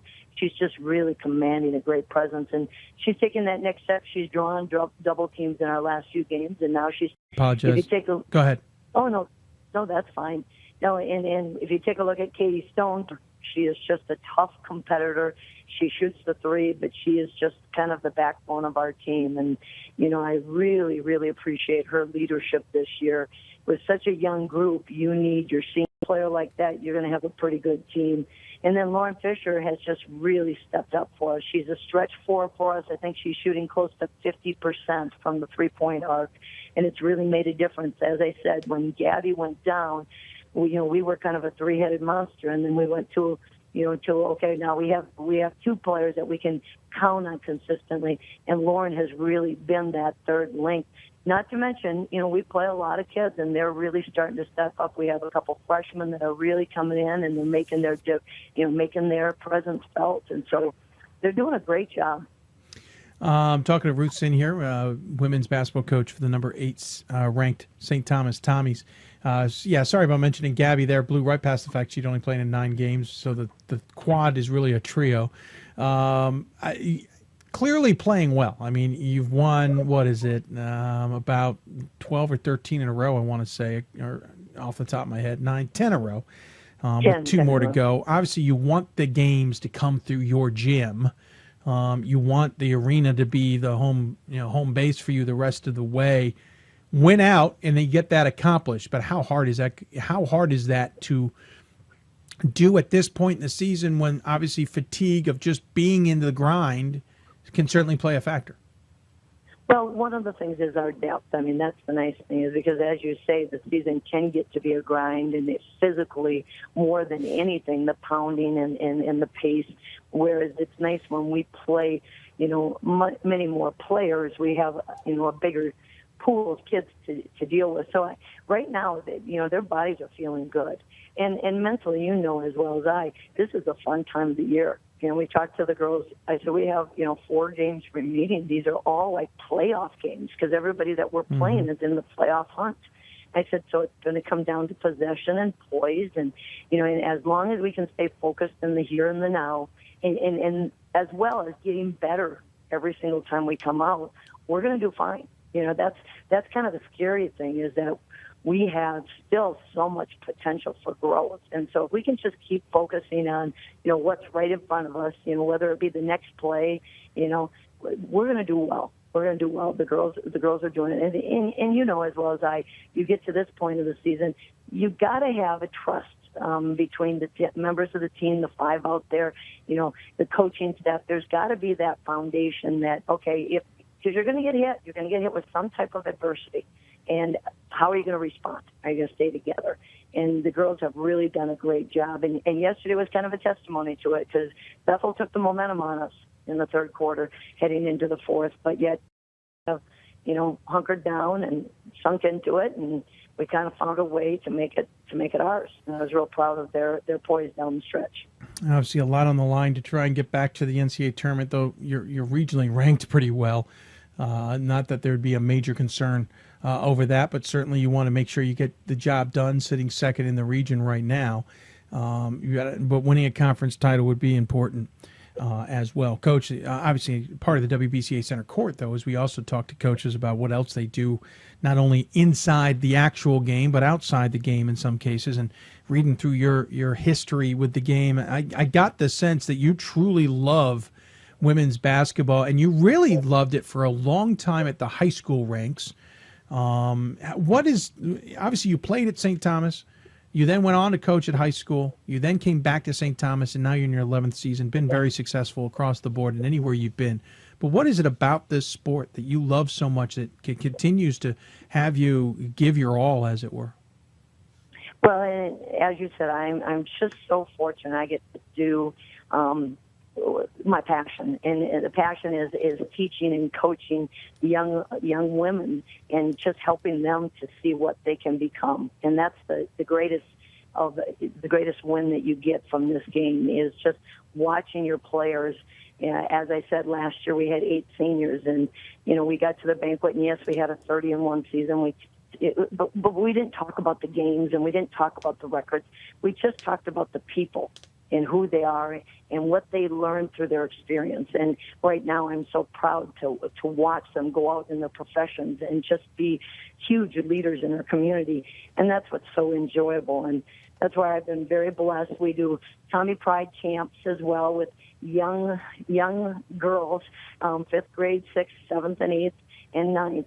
And we don't just do basketball. We do character development where we have a word of the day. And one of our first words of the day is about competition and how they've got to embrace competition and healthy, good competition, me versus my best self, not me versus someone else. And we just really talk to them about really loving competition and how they can grow and they can be their best version of themselves. And I've been fortunate because, as you said, I've gotten to coach in the high school ranks. And, this past few years, I've coached AAU. I've coached my daughter's team. So I've been to North Carolina and South Carolina and Chicago, and I've even done the AAU scene. But, again, it's the same wherever you go. It's just helping them believe in themselves and take chances and take risks. And as I said before, be courageous enough to take the challenge and know that they can succeed. And that's really the fun and the win of this whole game. Well, the high school, you certainly were very successful. You also were in charge of picking out basically the best girls player every year in Minnesota. Most of these really good high school states like Minnesota, Indiana, Wisconsin, Maine, you can go through the list, will have a Miss Minnesota in this case. What was it like to be on a committee that had to pick out that one player amongst a very large state of basketball players? Correct. I mean, Minnesota is just very blessed with so many dedicated, committed young girls. I mean, we've had such tremendous talent that has come through. I mean, Rachel Banham is showing the whole world 60 points in one game. Yeah. What Minnesota produced athletes can do. And so it was a great experience, and I wanted to get involved with that just to really be an advocate. And what we tried to do is make it, a celebration where they got to be involved in, in more than just the award, but just who they are as people. Because, sometimes it's hard to get these leaders, enough visibility. And to use this platform so other girls can say, I want to be like Rachel Banham and I want to be like Lindsay Whalen. I mean, as I said, our state has been just so blessed with the people we have. But it's great for them because, little girls, they have those aspirations of who they want to be like when they grow up. And you want to give them those leaders as much as you can. You talk a lot about the leadership through the game. What is it about the game that allows that leadership to take form? Well, the neat thing about the game is you learn so much about how to bring people together, how to motivate, how to serve each other, and how to just really make a collective whole. And that's the neat thing about this game. Granted, that basketball is why we come together, and we're going to be skills-based, and we're going to work on the skills and try to improve it. But the big win is the relationships and the people and how we kind of make each other better. And we constantly are talking to our team about serving leadership and, what we can do to use that platform to make it a better experience. I mean, we just had Alumni Day probably about a week and a half ago, and it was so fun to see our young ladies coming back, hearing their stories, and just watching them and who they are right now. And that's the real fun, enjoyable part of this whole game. You've been honored for your coaching prowess and even your playing prowess. You were inducted, I should say. You've been a coach of the year in high school many times over. You've been a MIAC coach of the year many times over as well. You've been in the running for the WBCA coach of the year. You've been inducted in the Hall of Fame for the Minnesota State Girls Basketball Coaches Association. You've also been inducted in St. Thomas's Hall of Fame. What does it mean to be honored for your work? Well, it just means that I'm pretty fortunate to have a lot of amazing people around me. First and foremost, it's the people that I've gotten to coach. I mean, as I said, who can't enjoy doing what we're doing. I mean, the women that we coach, they're academic, they're professional, they're achievers. They want to excel. And then the assistant coaches I've had, I mean, I am so lucky to be where I'm at because of assistant coaches. This staff right now, I've got Brian Silk, who is phenomenal, and he's just a teacher of the game. He's a fifth grade teacher, but he looks for those little things that are going to give those girls the confidence to take that next step. And I've got Rick Canton and Richard Shields, so I'm just very fortunate to have such amazing coaches. I had, when I was in high school, Vince Conway, who's still one of my best friends, and I'm just very fortunate to have some amazing coaches that have supported me and helped me. And you know how it is, we read books all the time as coaches. You're not tough alone. You're tough when you have people there together, and you need to be together to be tough. So I'm just very fortunate and blessed for that. Well, and interesting enough, there's a lot of players who have played under you who are now in the coaching ranks as well. Certainly, I'm not going to expect you to name them all, but what's it mean to have that kind of legacy, as it were, to have that coaching tree out there where they are having their success as well? Well, it's so great to hear from them. I mean, you hear about their seasons. I've got Kelly Carruthers, who is in Texas, in Arlington, Texas, at James Bowie High School. And she's done a phenomenal job. And her and I go back and forth, and we meet at least once a year when she comes back into the cities, and we talk X's and O's, but we just talk about how the game is and how motivating their players are. And then I've got Tanya England at Eau Claire, who is head coach at Eau Claire. Yep. And it's just so great to share those experiences again. Like, when you go through seasons, you need that. And even my current players, it was so great last summer. Some of my players did a couple of traveling basketball teams, some AAU. And they're like, Coach, I can't believe they don't sprint to drills. They don't know how to bring energy. They just sit there, and it's like, yep. I remember a player like that. And it's like, okay, so how are we going to change and make sure our practice environment is like that? All of a sudden, when they get on that side, they start seeing the real win with it all. So it's been really enjoyable, and as well, I feel pretty proud to have them and their relationships and to continue to foster it at a different level. Coach, appreciate you taking the time to join us as part of the WBCA Center Court. We do ask the same 7 questions to all of our guests so we can kind of compare at a later time the different answers that we get. If you don't mind, love to ask you those 7 questions. Okay. We may have gotten a sense of it already, but what's your favorite thing about coaching, especially at the Division III level? I would say it would be the sense of empowerment I see in our young ladies, and I have to give it another, and the relationships that they form along the way. Wow, nice. What's your biggest pet peeve? Pet peeve. I think sometimes people think that Division III, that they're not as committed, and I disagree so wholeheartedly. These young athletes, they put everything they are in. Nobody's making them do this. They do it for all the right reasons. They do it because it's who they are, and when they play the game, it's their heart. And so anybody who says that has never experienced the Division III game with a Division III atmosphere. They do it because it's a reflection of who they are. Nicely said. The next 2 are going to be kind of with a caveat that we've added a ton of rules this year. But what is your favorite rule or your favorite nuance of the game? Favorite rule is I do like advancing the ball. Okay. I do like advancing the ball and being able to be in a position, where we can right away make the game exciting and interesting. We can have a last-second play, and we can get the ball into the front court. Okay, very nice. What rule, though, would you add, would you remove, or would you change? Any rule that would fit one of those categories? Rule that I would add. Well, you don't have to have one of each. So is there a rule that you would either add? Is there a rule that you would remove or a rule you would change? Something along those lines. Just one. If I were to do it, I would like to have the men's game and the women's game mirror each other. I don't know about you guys, but Yeah, we have a lot of problems with our table as it is.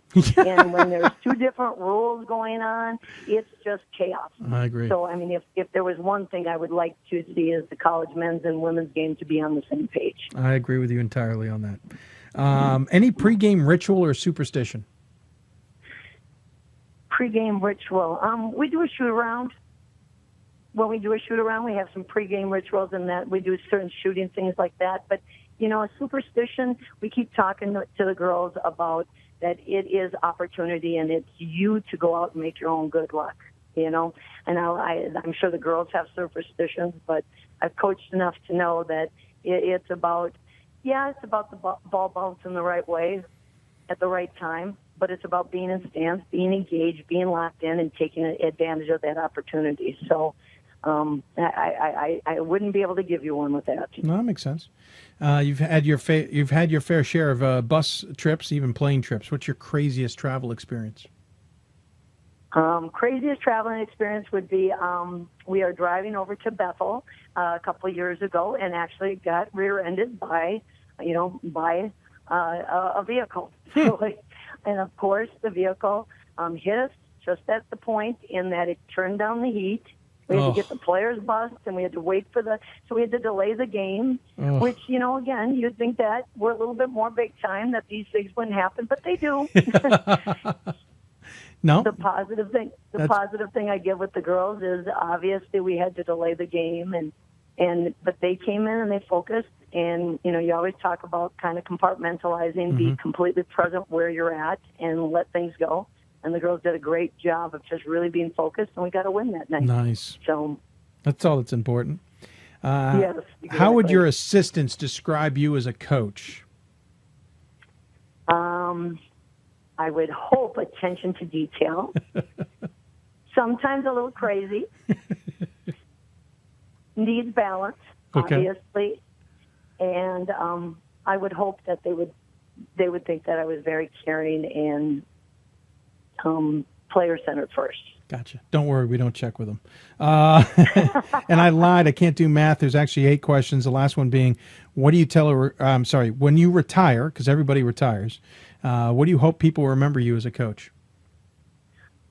I hope that they remember that I cared for the kids first and foremost, and that was the most important thing, is who they are as people.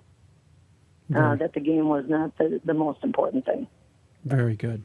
Well, Coach, I really appreciate you taking the time to join us here on the show. As always, we give the coach the final word. Any final thoughts you want to share with those who may be tuning in? Well, again, and I know it's very cliche because everyone says it, but you do such a phenomenal job. As I said before, Division III is such a different animal because these players and these young athletes, they put their heart into who they are. Their day is, they're talking about, paying Division I athletes because of their schedule. Well, look at a Division III athlete. They go to class. They're going to be doctors, and it's fantastic. And I really, really appreciate all you do to promote Division III basketball. And you don't know how much it means to all of us. I daily check your websites, and you are our prime source, and so we really do. And I want to give a shout-out to our guys, because our guys team is having a phenomenal season as well. And so John Tower and their staff, I just want to continue them. It's fun when you're part of a staff, and I am so fortunate to be a part of St. Thomas's staff, because the coaches we have at St. Thomas are incredible, and I have learned so much from our softball coach and our football coach and our track coach and our soccer coaches, and so just really want to thank St. Thomas. Well, thank you, Coach, and you're exactly right. Certainly good things at St. Thomas all across the board, and it's great to see. Thank you so much for taking the time. We'll talk to you soon, I'm sure. Good luck in the last 2 games of the regular season and the conference title game, and I'm sure we'll be talking about the Tommies in March as well. Thank you so much. I appreciate it. Absolutely. Ruth Sinn joining us here in the WBCA Center Court on the City of Salem hotline. Of course, City of Salem, host of the men's championship weekend.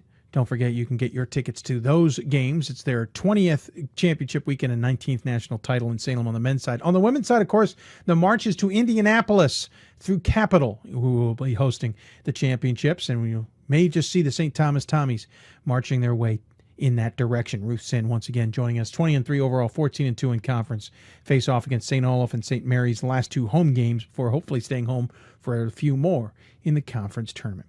When we come back, we'll jump from Minnesota to New England. We will get a report on the men's side of New England basketball with our good friend Rusty Egan, and we'll talk women's basketball with a coach who has certainly had her good playing days and says one of her favorite memories was playing with Ashley Marble. Well, how can she channel that into her team now? Her team has won 88 conference games in a row.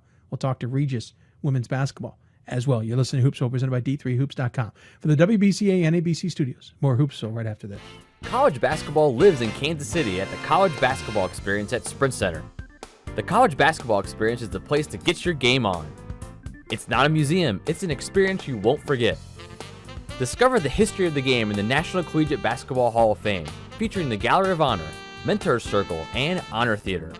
Suit up in the latest CBE logoed Nike gear at the CBE Hoop Shop. Elevate your game today and visit the house that college basketball built. We've got more schools than Division I, more fans than Division II, and more upsets than March Madness. There's 800 programs with over 11,000 games leading to 2 national championships. And we've been covering it all for over a decade. From Eastern to Occidental, from Puget Sound to Piedmont, from Southwestern to the University of New England, and from Hope to Calvin. Nobody covers Division III basketball like we do. We're at D3Hoops.com at www.d3hoops.com. And welcome back to Hoopsville, presented by D3Hoops.com for the WBCA and ABC studios. Hope you're enjoying the show. We've been saying that all season. Don't forget about us on social media. You can interact with us, ask us questions. You can do so on Twitter at D3Hoopsville or hashtag Hoopsville. Email us, hoopsville at D3Hoops.com. Join us on Facebook, facebook.com/Hoopsville. Join us on Instagram now at D3Hoopsville. And did we mention the email address? Hoopsville at D3Hoops.com. We did. That's how you can interact with us, ask us questions, etc. Follow up with what we're doing. Obviously, 2 weeks from tonight, it'll be a monster show as we get ready to try and figure out who's in and who's out of the NCAA men's and women's basketball tournaments for 2016. Also, please don't forget about the fundraising campaign. We have 2 weeks left in that. We haven't even raised half the money. We really need the help, to be honest. We aim for a high goal so we can go do things like maybe travel to the West Coast to see games next season. We need your help to do that. All right, so the Northeast has kind of gotten a little bungled by us the last couple of shows. We accidentally forgot them last Sunday and did the East region, and then we added them Thursday. But a lot going on in the Northeast that we want to focus a little bit more attention on there, only because there are so many teams and so many conferences. It's hard to cover them like we do the rest of the region. Furthermore, some conference tournaments are actually going to get rip-roaring here very soon, especially on the NESCAC. So we're going to do 2 things tonight. We're going to see this out of a couple of regions in the next few shows as well. We're going to do a regional report, and then we're going to talk to a coach as well. So we're going to start off with our regional report, go to one of the original regional reporters of Hoopsville, dating back all the way to 2001. And joining us on the Hoopsville hotline is the Sports Information Director for WPI and our good friend, Rusty Egan. Rusty, good to hear from you, buddy. Thanks, Dave. If you're going to come back to original, I would have rather had your former co-host, Jared, on, but I guess that's not going to happen today. Jared listens in from afar, but doesn't necessarily participate. But nice reference, sir. Very well done. Yeah, very tenuous negotiations to keep him on. I mean, with your rather big salary, they just had to move money around. And you know what? Yeah. Sometimes it just doesn't work out, right? Exactly. By the way, if anybody sees my lights blinking, I'm just starting to notice that they are going dead on the batteries. We will have to change them in the next break. I'm not going to do it now. So I've been called a drain, so that might get there you go. Well done. Sir, I want to focus primarily on the men. We will also not necessarily tap on the NESCAC. We'll talk about it at the end. There's a reason for it, but I want to talk about the men.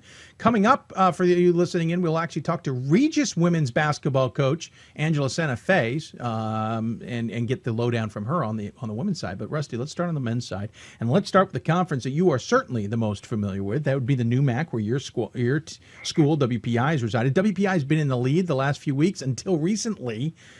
Things have not gone necessarily WPI's way. Granted, have won the last 2 games, but it's Babson who has reemerged and is basically playing, from my point of view, the way we expected him to be playing all season. You know what? No doubt on that, Dave. And, you really got to look inside their losses. They took 4 losses to NESCAC teams, playing it over 4 different overtimes. They had a double overtime loss to Amherst, lost to Bates, lost to Bates, and then lost to Tufts and Bowdoin in overtime. So, all good teams in that conference, two of them at or near the top of the regional rankings. And it was only a matter of time where they started to find their stride, and they've done that. They came to WPI early in the season, had I think a 16-point lead in the second half, and then survived getting to overtime, won that game in overtime. Tripped up a little bit with a loss at home against MIT about 3 weeks ago, and then have really righted themselves. They tried to cough up another lead at the end of regulation in the first overtime against WPI last Saturday, held off, won in double overtime, and then survived the trip to Springfield, which was never easy in our conference, and won by 4 in regulation. So they still have to go to MIT this week. One win or one MIT loss prior to that would give Babson the number 1 seed. And I was talking to Stephen Brennan before our home game in January, and they sort of had their watershed moment came last year, maybe the first weekend in February, where they came to Harrington, and whoever won that game was going to have the inside track to the number 1 seed, and they were able to beat WPI. They became a 6-point deficit with about 6 to go, and they really used that to get number 1 seed in the NUMAC, win that weekend. Then they got the hosting opportunity first and second round. They survived, and they went and hosted the sectionals where they beat, I think it was Bates and Trinity or Johns Hopkins, and they Trinity and got all the way to the Final Four. So home court advantage in the tournament is going to be very important. Probably another pair of regionally ranked teams will be in the tournament, in MIT and WPI, and it looks like those two teams probably are destined to play in the semifinals of that tournament 2 weeks from yesterday. It's only a 5-team tournament. Right now, Springfield and Emerson have the inside track. Emerson will host right now as they have swept Springfield. Both teams are 5-7. And, the 4 teams of Babson, MIT, WPI, and Springfield have really sort of owned this tournament the last 4 or 5 years, playing in the semifinals. Be interested to see if an outside team can make that. And, Emerson's already beaten MIT and WPI and swept Springfield, so they would be they'd be a tough out if they're able to beat Springfield and get to the semifinals. Interesting enough, Babson lost 4 or 5 games in the middle of the season, basically encompassing the month of December, November 29th to the end of December with those 5 games, which kind of hurt them. Now they're streaking. It's WPI, on the other hand, who's lost 3 in a row, dating to the turn into February, January 30th into February 3rd, or February 6th, including Babson. Now they've won 2 in a row. But what's interesting, and we'll get a shakeup of this, Babson's for WPI 6, MIT 8 in the regional rankings. That will shift for a number of reasons. This conference, though, Rusty, in the past has gotten a lot of extra bids. I don't see that necessarily this year. I see maybe 1 extra bid. Yeah, I mean, you know what? It could be 2. Don't get me wrong. It could be 2. Correct. It depends who wins the tournament. I would think Babson would be in this spot right now for a large bid. Of course, there's going to be a few NESCAC teams ahead of them, and if it's not Amherst or Tufts, they already got the head-to-head loss. So if somebody comes out of nowhere and wins that tournament, then they got to kind of sit and wait. What's going to make an interesting case is WPI right now. They have to play 2 more teams with an under 500 record at this moment. Their strength of schedule kind of spiked after the MIT game to about 530. We'll see what it goes to after Coast Guard. But they're going to be an interesting case because they already have 5 wins against regionally ranked opponents. They've beaten Tufts, they've beaten Eastern Connecticut, they swept MIT, and they got to win over Staten Island, the number 2 team in the Atlantic region. So that's a pretty high number. Yeah. So if they're that team, that could be a case for a second bid. And then you also have to look at MIT. Right now, they're 8th in the region. They have that loss to WPI this week. Teams around them have already lost, but their strength of schedule is not fantastic. But they have the 2 regionally ranked wins. They've already beaten Tufts and they've already beaten Babson. Not only regionally ranked wins, but regionally ranked wins over AA teams in the upper half of their region. So, I'd be surprised to see this a 3-bid league, but I would think it very well can be a 2-bid league. Certainly. Lots to cover. Thanks for talking about MIT. They're the team that's lurking in that conference. Let's shift over to the Commonwealth Coast Conference. This one's being controlled by Nichols. Talked to Tom Glynn on the last show. Eastern Nazarene's the one who came out hot, but they're now 3 games back along with Endicott and Wentworth. Obviously, this is going to be a 1 big league. Nichols playing at 20-3, certainly playing well, but they could play themselves out of the tournament if they don't take care of business. They got to be very careful. Last year, they took a UNE team in the 1-8 game. Ed Silva, who has been to the second round of the NCAA tournament while at Elm, great coach. he comes in diagrams the length of the court pass, sort of Valparaiso style, and left Nichols stunned. Now this team can score, Dave. They've averaged 91 points per game. They got a senior, Irving Eggleston, with 18.8. They got a freshman with 18.1 points per game, and they got a 12-game winning streak. And as you mentioned, those are the three teams I was going to mention. Eastern Nazarene, who was actually undefeated until WPI beat them January 2nd on a last-second three-pointer. And then that sort of sent them into a tailspin. They've really kind of settled themselves. That's a senior-oriented team. They're worth keeping an eye on. I think Endicott won this league last year, and Wentworth is the finals a few times the last few years. So, Nichols is not going to have an easy road as this conference is historically very competitive when it gets to its tournament. It's not always the number one team that wins it. And, wouldn't that be funny if we would see a Nichols UNE first-round game? But you know what? When you score 91 points a game, if you could keep it up in the postseason, you're going to be a tough team to beat. They are a better team than they were last year. They're regionally ranked already, and they would have to be the clear favorite going into they got a 3-game lead. They've wrapped up the conference hosting opportunity. Eastern Nazarene, by the way, settled from that tailspin, 8-2 in their last 10, winning their last 4. Let's go to the LEC, the Little East Conference. Eastern Connecticut riding this ship by 2 games, surprisingly over Southern Maine, who's 8-4 in conference. Western Connecticut 7-5, both of them 14-9. There's sort of two teams in there in the race there for a home court that we don't talk about very often. You mentioned Southern Maine, and they've beaten a lot of those NESCAC teams within Maine and have fared very well against the upper echelon non-conference teams in their state. And for them to be second, you have to figure they're going to be ready to go come a tournament time. But there's 5 teams separated by 2 games for spots 2 through 6. The other team I speak of is Plymouth State. Yeah. They have an opportunity to host a game. They haven't done that in a while, so it would be very interesting. And UMass Dartmouth, you always need to watch out. Jordan Rendez is the premier offensive player in that league. When you have a player like that, you always have a punch chance if you get in there. And you know what? They have a chance for a home game, and that will help. But you know what? When you have a player who can score 35 at any time, you're going to have a chance. Yeah, certainly going to be a fascinating race to see who gets into the tournament, and then Eastern Connecticut trying to hold on to get the automatic bid. Again, probably a 1-bid league. Though outside chance Eastern Connecticut might be able to weasel their way into an at-large if they needed it. Let's go into the MESCAC, Massachusetts State Collegiate Athletic Conference. Salem State leading the way at 9-2, 15-9 overall, though. Worcester State and Fitchburg State tied at 7-3, 2 games back. This is basically Salem State's to host. Really, obviously, no extra bid coming out of this one at all, considering the best team is 15-8, which is Worcester State. This is bragging rights at this point, and Salem State's going to have to hold on because no one's playing well, but everybody in the last 10 at least has had a winning record in the top 4. Well, let me give you one team that might be playing well. That might be the 4th seed as it started right now. That would be Bridgewater State. They beat Salem State on the road Wednesday night. They beat Worcester State, I believe, a buzzer beater, if not second shot last night. So, that may give a 4th team. Joe Farova's squad will always be competitive. As you mentioned, if the tournament has to go through Salem, never an easy place to win. And I'd be very intrigued by a Worcester State-Fitchburg State semifinal. I saw Fitchburg and Harrington. I saw both teams first semester in Harrington Auditorium. Fitchburg came from 16 down to beat WPI, and Worcester State had a double-digit lead on WPI the Tuesday before Thanksgiving. They're both good teams. You're right. This is a 1-bid league, but should be a very competitive tournament, especially if Bridgewater plays the way they did last week. You could see 4 teams all have a chance to win this.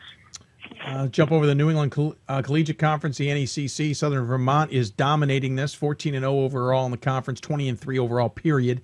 Elms is sitting second at 10-3, but they're 2-7 out of conference at 12-10 overall. I mean, that is it. Second place is 12-10, but 10-3 in conference. Southern Vermont's learned the hard way, especially last year. You got to go win this conference or you're not getting in. They already have 3 losses, obviously 2 of them coming to the Hoopsville Classic, one of them in a tough fashion. It's the redemption tour for Southern Vermont. It really is. The returning player of the year in Deshaun Hamlet, returning rookie of the year in Damon Carter, and they found out last year nothing's guaranteed. So they are regionally ranked at this point. I can't remember at what point if they did crack the regional rankings last year, but when you're 9, 10, 11 in that spot in New England, it's a long way to be sitting on the pool C table. So they're going to have to find a way to win their conference. They will be the favorite, but you need to pay attention to the 2 and the 3 seed here. Elms and Becker, 2 good coaches. Brian Gorman at Becker, his team has won. His team's gone to New Jersey and won an NCAA tournament game before. Rob Southall at Elms. You mentioned the 2 and 7 out of conference. Just take a little gander at that schedule. They play a very competitive schedule to get them ready for their conference season. So again, Vermont's a clear favorite, but I would think Elms or Becker, whoever wins that game, will give them I think it's the Mountaineers quite a challenge there in a championship setting. We should point out that Southern Vermont has 4 regional games. I think regional opponents, I believe, off the top of my head, 3 at the minimum, and that's certainly an improvement over the years past. Yeah. But that's the case for going to Hoopsville. Yeah. Who they play? Did they played St. Salisbury and St. Thomas. Yep. Salisbury was a tough loss. St. Thomas was an expected loss, not in a bad way. I just mean that if you were to look at that, you would figure St. Thomas. But they played them hard for the first half of that game. So certainly an improvement there. So we'll see what happens with Southern Vermont, but obviously they got to win to get in. Another conference that's going to have to win to get in is North Atlantic Conference. If you look at D3Hoops.com, we have Green Mountain leading the way at 14-2 in conference. But those games in conference are not counting towards the overall standings. We talked a little bit about that last week. So this is really Husson's. They are in the lead in the conference at 13-3, 17-6 overall. Green Mountain won't even take part in the conference. Obviously, Husson wants to make sure these games go through Bangor because that is a distinct advantage for them. Yes, it is. Warren Caruso's team's always tough no matter where you play, but particularly at home in Bangor. Other teams that could challenge Colby Sawyer's into some NCAA tournament. Castleton is always a tough out. So not an easy ride at all for Husson, but you'd have to consider them the favorite at this time. Yeah, absolutely. Of course, Husson had a spectacular year at 20-8 last season and 26-3 the year before. So obviously they're trying to keep building off of that. GNAC, before we get done with this, the great Northeast Atlantic Conference, Johnson and Wales took their first loss in conference to Albertus Magnus yesterday. They had been dominating this conference, winning by about 30-some-odd points a game, which Albertus Magnus could never repeat, but they lost to Albertus Magnus. However, they still have a game lead. You have to tip your hat to Mitch Oliver and the Falcons there to suffer a 55-point defeat to a team that had been waiting for you. You've been on top of the mountain, 3-4 years. Yeah. And, to get beat 4 weeks ago and come back and beat them by 8 at home. I mean, this is a very offensive-oriented league. We talked about Nichols averaging 91 points per game. How's this? Johnson Wales, 92. Albertus Magnus, 85.3. LaSalle, probably Aaron doesn't get enough credit this year, 82.6 points per game. So there's a lot of offense in this conference. All 3 can win championships. Johnson Wales has to be the favorite. But, given the fact that Albertus just beat them, they've been to championship games before, it now it's a lot more interesting than it was 36 hours ago, that's for sure. Yeah, Johnson Wales. And if there's a team defensively, maybe Anna Maria, team that Sean Conrad's led to that conference championship game 2 of the last 4 years, right now looking at like a 4-5 matchup. That's somebody who's going to play defense in the postseason and will give somebody fits. Yeah, absolutely. Johnson Wales, of course, again, one bid league here, but Johnson Wales did themselves no favors in that category. They had to pick up a second loss in conference. They had a chance, maybe. It would have been very interesting. What do you do with if they go 24-1 in the regular season and get beat in the finals? That's a very interesting case. And as you and I have seen this process long enough, you're kind of dependent on the other teams in your region and how quickly they get off the board. But that'd be an interesting case style because, there's no doubt in New England that Johnson and Wales can play basketball. It's just with their strength of schedule allow them in the tournament. Absolutely. Conference not doing them any favors.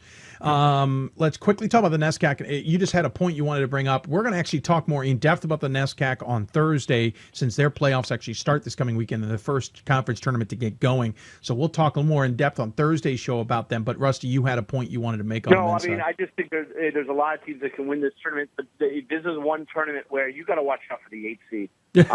Well, Wesleyan won as a 7 seed.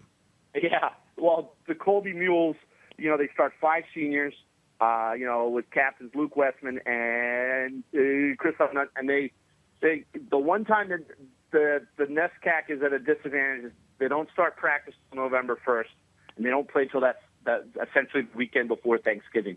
So their games are with the way the calendar worked this way, their games couldn't start for the first week. So they're playing teams that first weekend that had been practicing since October 15th and had been playing for 8 days. They got a 30-point lead on Staten Island in the first half of the opening tournament, and they got beaten overtime or double overtime at Marywood.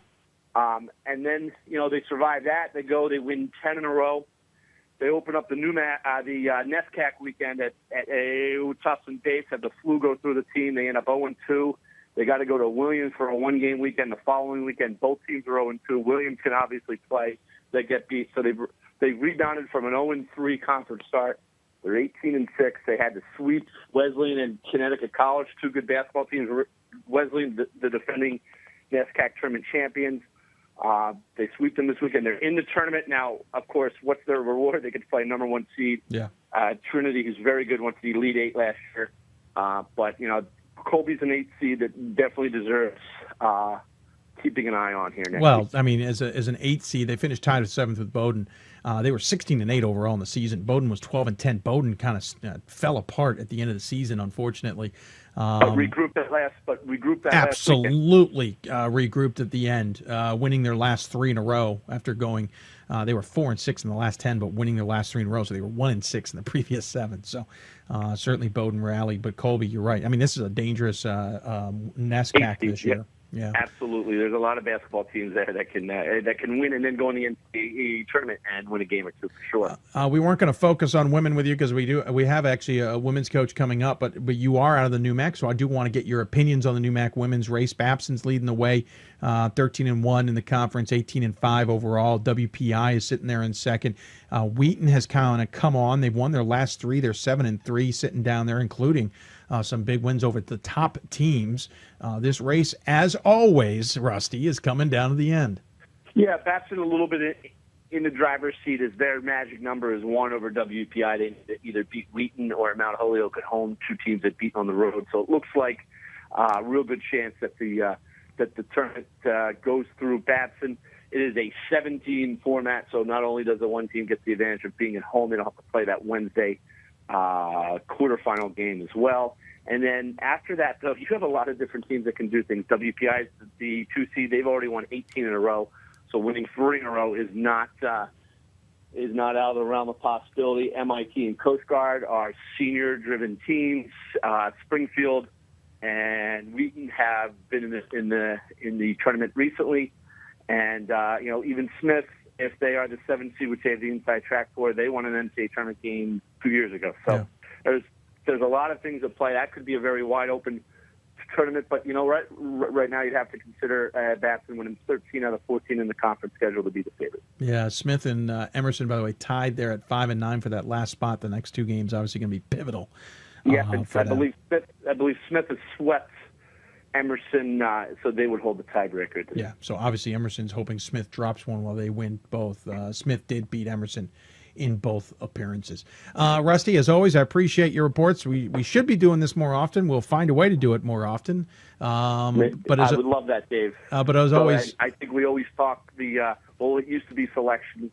Yeah. What used to be selection. It's still technically Selection Sunday. They're selecting the teams that night. That is, maybe into the wee hours of the morning, Monday morning now. But yes, hopefully we can touch base that weekend. Absolutely. And, we'll have some more clarity on who's going, and you know what? We'll be able to look at who's on the bubble and always have an interesting take. Absolutely. As always, though, I give you the final word. Any final thoughts you want to share with those listening?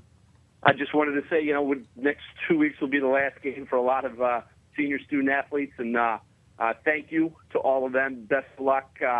Not everybody can be a college athlete, and they've accomplished that. Unfortunately, not everybody gets to end with a win, and best luck to everybody playing in the final game. Very good, sir. Well, thank you so much, and enjoy the last couple of weeks, will you? You too. We'll talk soon, Dave. Definitely. Thank you for having me on. Absolutely. Rusty Egan joining us out of the Northeast, of course, Sports Information Director at WPI, but he certainly knows his stuff up there in the New England area as well. Great races coming down to it. As we mentioned, we will talk more about the NESCAC men and women on Thursday's show, and women's-wise, we will talk more about that coming up. Regis's women's basketball coach, Angela Santa Fe, will join us. Do you realize they've never lost a conference game in the NECC since they joined the conference in 2011? That's pretty impressive. We'll talk about that 88-0 mark. Plus, if they can maybe make any damage in the NCAA tournament should they get there this year. That job isn't done either. You're listening to Hoopsville, presented by D3Hoops.com from the WBCA NABC studios. I want to thank Rusty for joining us on the City of Salem hotline. Of course, don't forget City of Salem, the host of the Final Four in Division III men's basketball. Get your tickets today. More Hoopsville right after this. I used to never really talk. Ever. I was scared and shy. It was hard to look at people's faces. I was afraid if I said something wrong, everyone would laugh at me. But then I started to play golf with Special Olympics. I made friends and won lots of gold medals. But I learned more than just playing golf. Special Olympics helped me to find my voice.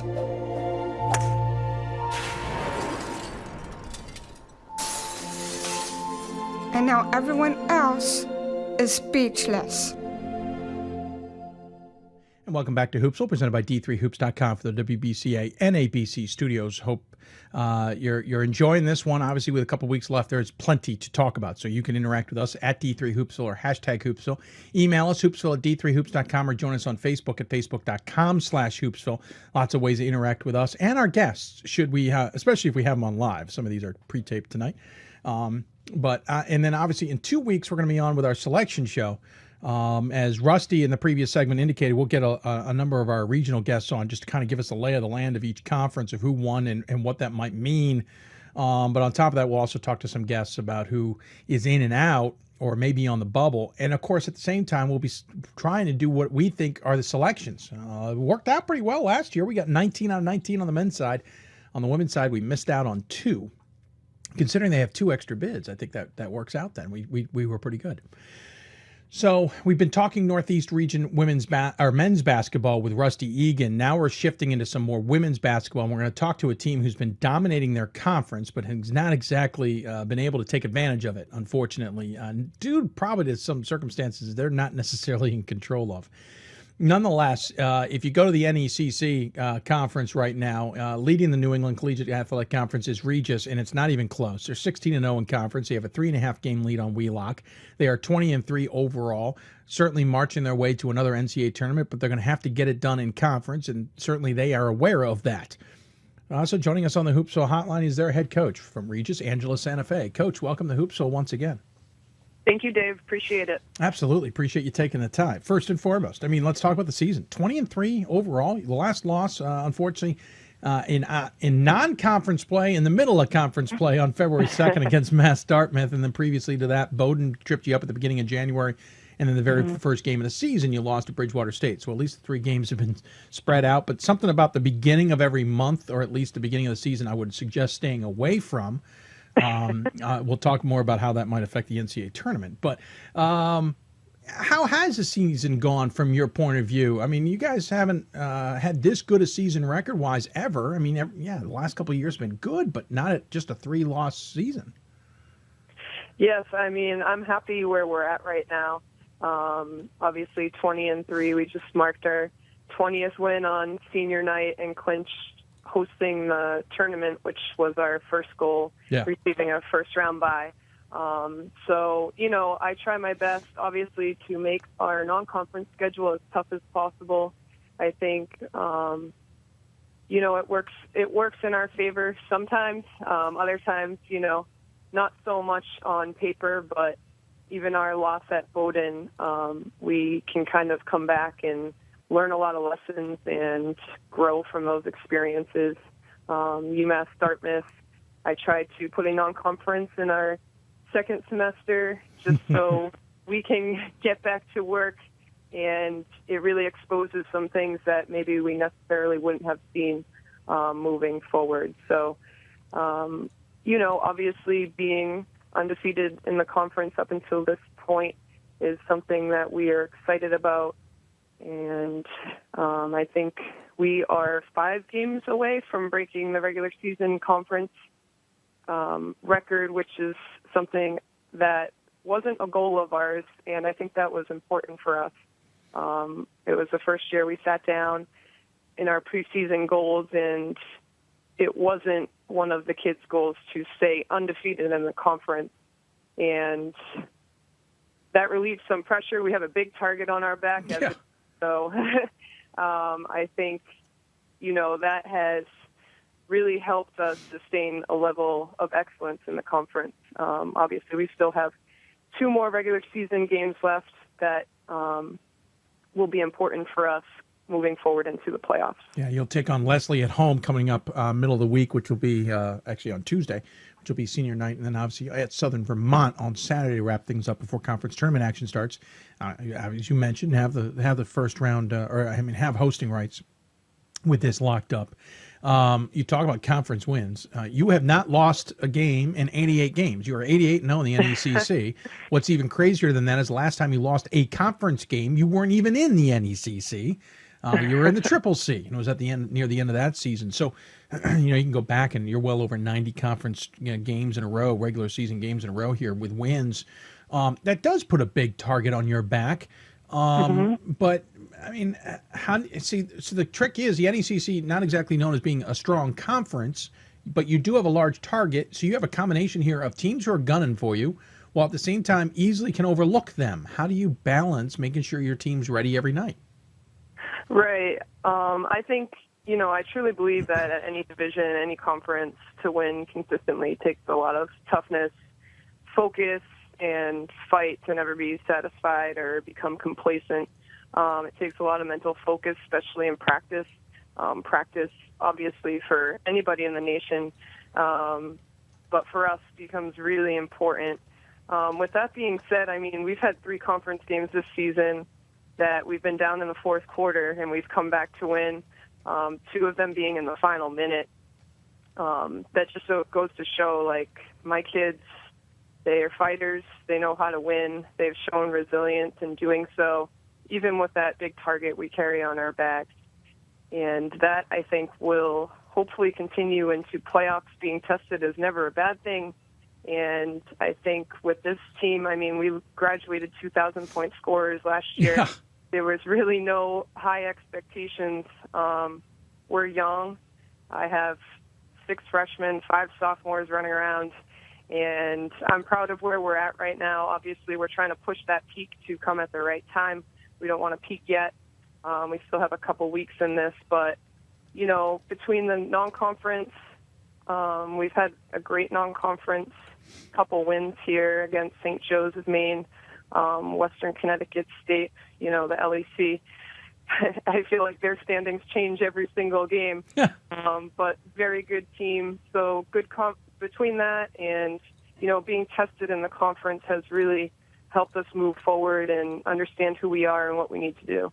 Well, you talk about your team here, and you're right. You have 3 seniors listed on the roster, but only 2 have played this season.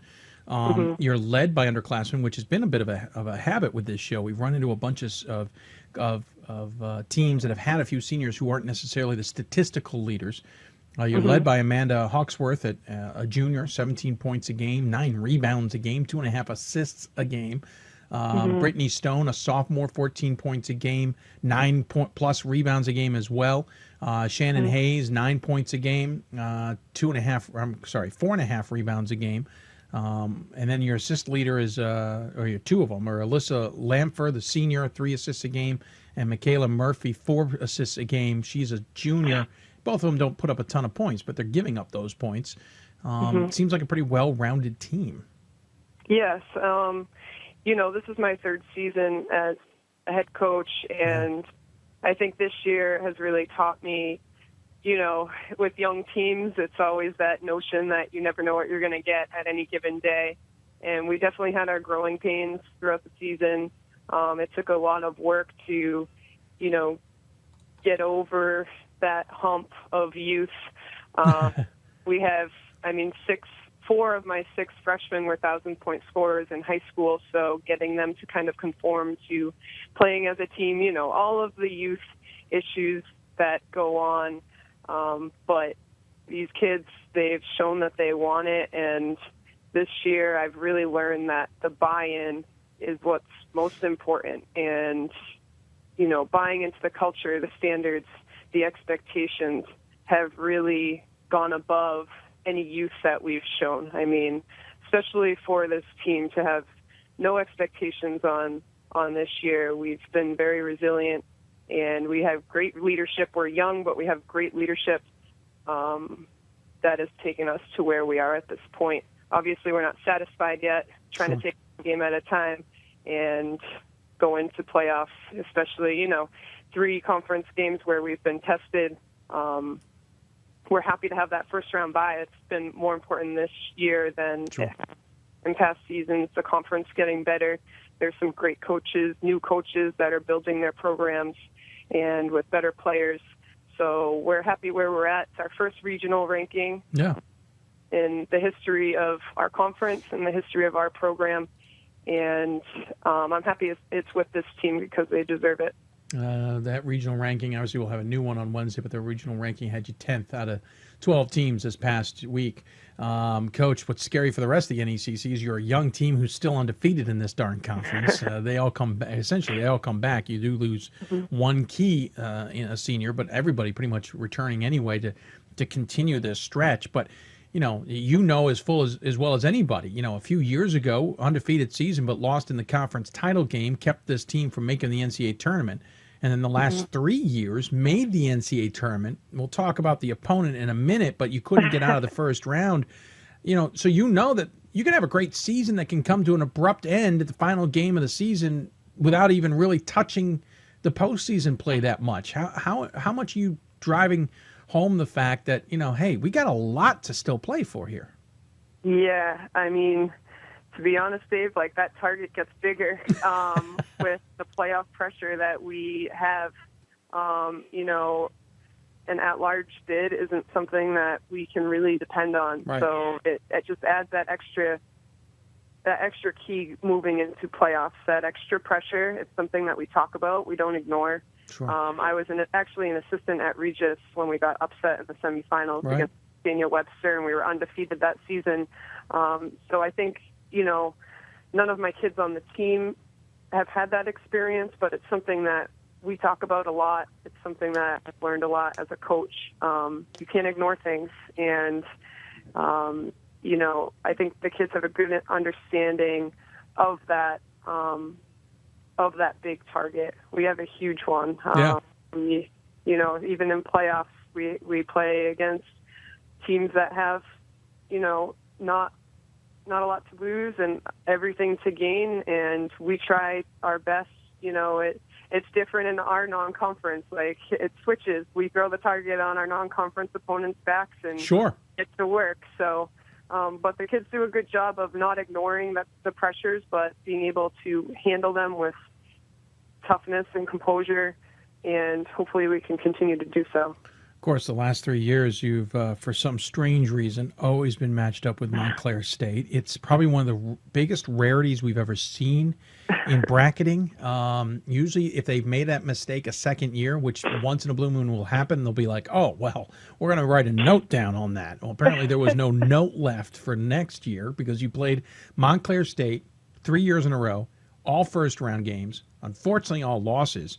How much does that drive you and some of this team as a memory point? Is kind of like, A, we're getting snubbed here. Let's be honest. If they can't remember we played this team 2 consecutive years before this, and now we're playing them a third time, we're getting snubbed. And second of all, you know, we can't get past this game. We got to prove we can get past this game. Right. And, you know, ultimately, you know, depending on the fact that we get there this year, you know, we have to take care of business first, but the past 3 years obviously have stung with our players. We haven't had the happiest of selection shows. I can imagine. You know, trying to cover up scars. But, you know, I think that it helped us grow. Again, we're young, and it helped our leaders grow into taking that sting on with us. I think they have played non-conference games and tried to take everything in their control to do so and put this team in a position to, you know, hopefully win a championship again, one game at a time. but they took that into this year, and we do have, one senior that is a significant player on our team. The other two being very significant in their leadership roles, and that has been huge for us. The NCAA tournament is the most unbelievable experience that you can receive as a player. So that's our goal. We don't, we have to steer the kids away from that fact that they're haunted by Montclair State. But I think in turn it's made us tougher. It's made us resilient. It's built our leadership with a young team, and we have been able to do what we've done at this point in our season because of it. It's interesting. You come from one heck of a pedigree in the college ranks when you were a student athlete. You played at Southern Maine, so obviously under a pretty darn good coach, not to mention the fact you went to back-to-back Final Fours. It was your freshman and sophomore years. You were a year behind Ashley Marble on those Southern Maine teams. So you guys had one heck of a run during your tenure there. First, before I get to how that may affect what you do now, what was it like to play at that time? And you were playing with one of the top teams in the country for 4 straight years. Yeah, it was a great run. I feel like I'm aging myself trying to think back. You're not that old. Yeah, I know. But, Southern Maine, playing under an excellent coach, being surrounded by great teammates, has, obviously have had great memories and milestones in my playing career. I think the biggest thing that I translate into my coaching is I learned from one of the worst losers. Gary Fifield has taught me, and I am a victim of being a very bad loser, and I credit that to him. And it's interesting. When I played in the LEC, we dominated the LEC, and just having that player experience and understanding now why Gary Fifield did what he did to keep us on track. It's interesting to be on the other side of it in his position and understand why the little things were so important to him, why he was hard on us at times, and being in a position as a coach to be dominating our conference at this point, it's helped me a lot to understand the players and just being able to understand the NCAA tournament.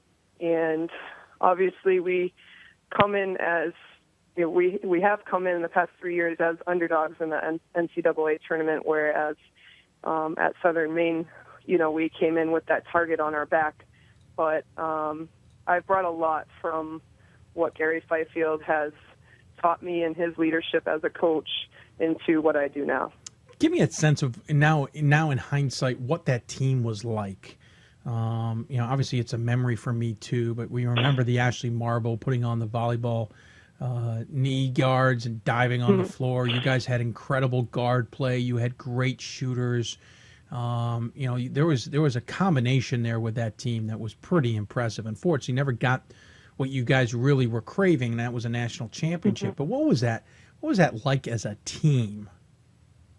I loved passing the ball to Ashley Marble, I'll tell you that. Really? But a lot of team chemistry.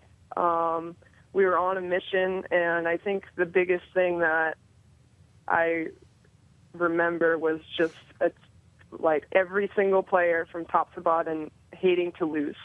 And I felt, now looking back, that was something that Gary instilled in us. We went into every game confident and absolutely hating to lose.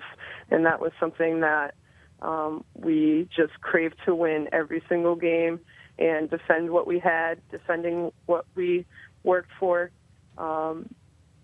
making sure that we were in a position and we trusted each other, we trusted our coaching staff, and it led us to some excellent memories. We didn't win that national championship against a great Hope team. Yeah. But it's something that, we're still always connected.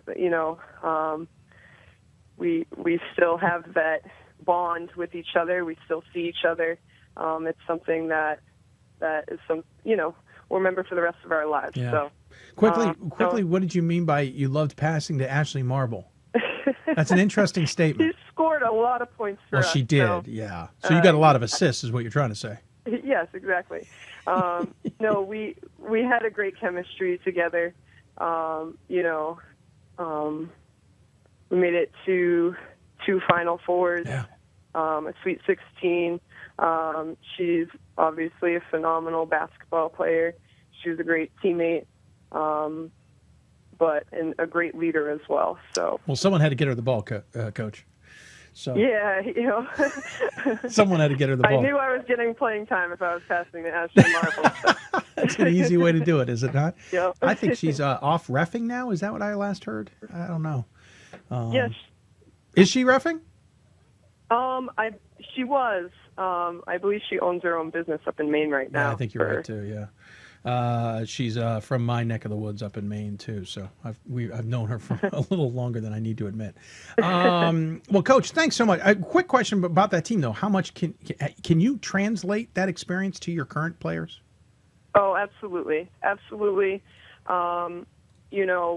I again take what Gary did, and I try to harp on that every day. Just a lot of off-the-court work needs to be done, especially with a young team. But more than just the young team, just consistently winning every game in conference, and then at the end taking this into playoffs and finishing business. But that's definitely, my playing career, being in the NCAA tournament, that for me is motivation to bring along these kids to one of the best experiences that you can receive as a basketball player in your career.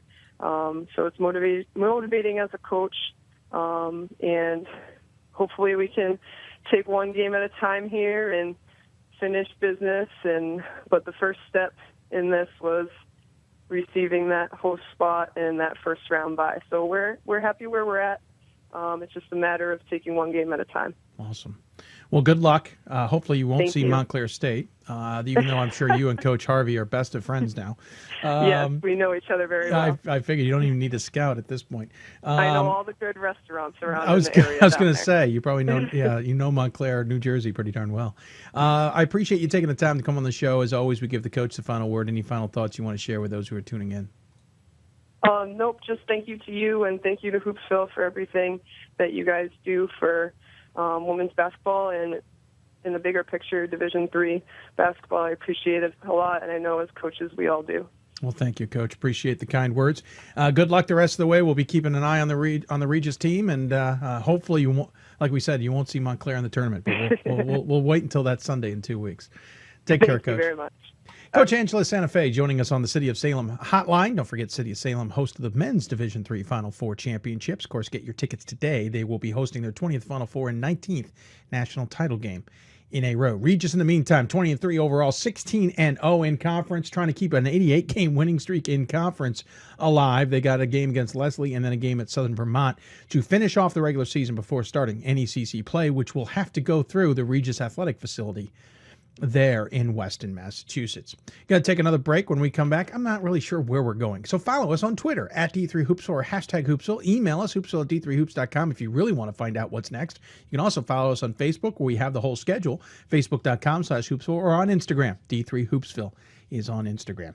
We'll be back with more Hoopsville right after this. We've got more schools than Division I, more fans than Division II, and more upsets than March Madness. There's 800 programs with over 11,000 games leading to 2 national championships. And we've been covering it all for over a decade. From Eastern to Occidental, from Puget Sound to Piedmont, from Southwestern to the University of New England, and from Hope to Calvin. Nobody covers Division III basketball like we do. We're at d3hoops.com at www.d3hoops.com. With every basket and every stop, the skill of elite student athletes will be on display. The sights, the sounds, the intensity of an NCAA championship. It all comes down to this moment, and the winner takes it all. Be there to share the experience with your family and friends. The 2016 NCAA Division III Men's Basketball Championship, March 18th and 19th at Salem Civic Center in Salem, Virginia. Visit ncaa.com/tickets to score your championship seats today. And welcome back to Hoopsville, everybody. Hope you're enjoying the show. We are well into overtime. I don't even think we should call it overtime. We should have just said we were going to be on for at least 2.5 hours today and then just lied through our teeth. If you got questions for us, tweet us at D3Hoopsville, hashtag Hoopsville, email us hoopsville at D3Hoops.com. Join us on Facebook, Facebook.com/Hoopsville. We're now on Instagram at D3Hoopsville. I mean, please, you have plenty of options. Take advantage of them and interact with us. Obviously, in 2 weeks, we'll be talking about who's in the tournament, who possibly is in the tournament, and who's possibly out of the tournament as we talk about the NCAA tournament selections, which will be in 2 weeks, the season's over for the regular season, and then we talk about postseason action. And so I know there's a lot of questions out there. Second round of regional rankings will be coming out on Wednesday. And so if you have those questions, we got about a half hour left here on the show. Send them our way. We'll try and get them answered. We're not done with our guests, though. We got one more guest to go to. Timing is everything. Apparently, I wasn't the greatest of timers when I reached out to this guest, forgetting they were going to be on the road for a brutal trip. I really feel bad going to Texas and all, but they still were on the road. But the show going long helped them out. They got back into town. Of course, they were able to join us. Not the greatest a weekend they were hoping for, but they get an extra week here to lick their wounds, as it were, and see if maybe they can rally themselves to get ready for the SCAC tournament. Colorado College, 15-10 overall. 10-4 in SCAC play after going into the weekend 10-2 and hoping to kind of control their own destiny. Isn't the case. Coach Partey's listening to me say all that now. He's probably ready to reach through the computer monitor on the Skype City of Salem Skype line. But nonetheless, he joins us here on Hoopsville. Coach, welcome to Hoopsville, sir. Thank you, Dave. Appreciate you taking the time. Listen, you guys have had, it seems to be a theme today, talked about teams who had rough starts to the season and then came on hot. You certainly had a rough start to the season. You guys lost 4 of your first, worse than that, 5 of your first 7, 6 of your first 10. Before then, things kind of woke back up. You got into SCAC play and you started rolling through this conference, but clearly Coach Cunningham at Trinity and those at Schreiner decided to give you an unceremonious finish to the year with 2 losses, but let's talk about kind of this yo-yo season, as it were. Tough start to the year. Was that expected? Was that a surprise? You know, it was expected in a way that we knew we were challenging ourselves with a tough schedule. Obviously, Whitworth is a team that we've faced in the past, and it's good to play against in-region opponents that are at their level. We played them 2 years ago, back-to-back weekends, and this year we kind of had a couple weeks in between. But it's nice to challenge ourselves. We had Whitewater come into town, and of course, every once in a while we'll play a Division II here in the state. But that being said, 3 of our 4 home losses were against. Actually, I think all 4 of them were against tough opponents, 1D2 and nationally ranked opponents. So we expected it would be a challenge, which we wanted, so we could play at that level once we got into SCAC. 2-5 was not the desired start, but I think after the Christmas break, and I give the credit to my assistant coaches and the players, we found a recipe of success and basically just ran with it. At one point, I think we had won 11 of 10 with a 7-game win streak in there somewhere. So we were pleased with the results of the early schedule having prepared us. So that's what you always want when you challenge yourselves. You want to get the W, but there's lessons to be learned even in the losses. Sure. Well, you know, that started after the holiday. You guys had that break after playing George Fox on the road. You came home, had the holiday, got back on things, and then played 3 straight games, beating Concordia, Texas, Dominican, and Whitewater. Were those games actually at home? They were at home. Okay. So, I mean, that's certainly a nice way to kind of get back off the schneid, as it were. Yeah. I mean, I always give kudos to my assistant coach for scheduling. We had 7 straight home games in that stretch. So it helped being at home, not having to deal with travel, which anytime we play at our level, we have to get on a plane and go east or west. Yeah. Well, it's a shame. The frequent flyer miles add up quick. But then you do get, a big win over Whitewater. Granted, a team that's down this year, but just psychologically, I'm assuming that's a kind of win that can certainly help you guys. Yeah, we actually lost the Whitewater game. You did? Ignore me, Coach. Ignore me. It's been a long day. It being the third game in a row, I think we were a little spent, having played back-to-back at George Fox against Whitworth and George Fox. We weren't quite accustomed to 3 straight games. So, Sure. but it was nice to pick up the 2 before that and establish that confidence, having gone 2-5. After that, you got on a roll. Interesting enough, had to play Centenary back-to-back. Was that basically just because of the way the schedule is set up with travel and all, or am I looking at a glitch in our system here? No, it was by design. A year ago, we were paired up as travel partners, and Centenary is a program that doesn't necessarily have the resources to send both their teams on the road for a single travel partner game, and so we agreed that last year, Colorado College men would go to Centenary and play those 2 travel partner games, and then this year they would return the favor and flip-flop the women's program. So that is the reason why we're going into a bye week where everyone else in the conference is playing their travel partner this weekend. Yeah, I can understand the scenario there. Not that it's a big deal for you, but do you ever worry about the ramifications of that single game of an SOS scenario? It's not a big enough game to make that big a difference, but is that kind of thing ever pop into your head? No, not really. I think when you look at scheduling, you can argue so many different sides of it. There's positives, there's negatives, there's benefits, there's drawbacks. That's the nature of the beast. Well, and you then rolled through it's like I said, minor game. Rolled through there. Texas Lutheran then tripped you up on back-to-back weekends when you did the swap, the UAA swap, I call it, where you play one set of teams and then you swap them back the other.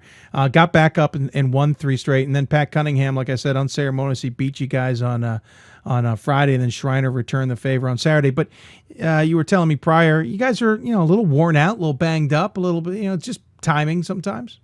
Yeah, it's as you know, it's that time of year. It's a marathon of a season, and bodies start to break down.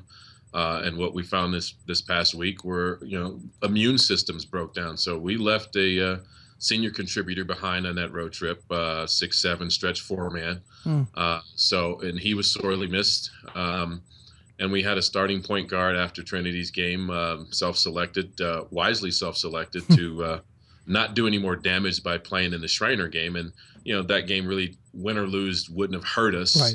It would have only helped us. So, and we had a sophomore contributor, big man, who was concussed in Friday's game. So, it's that time of year.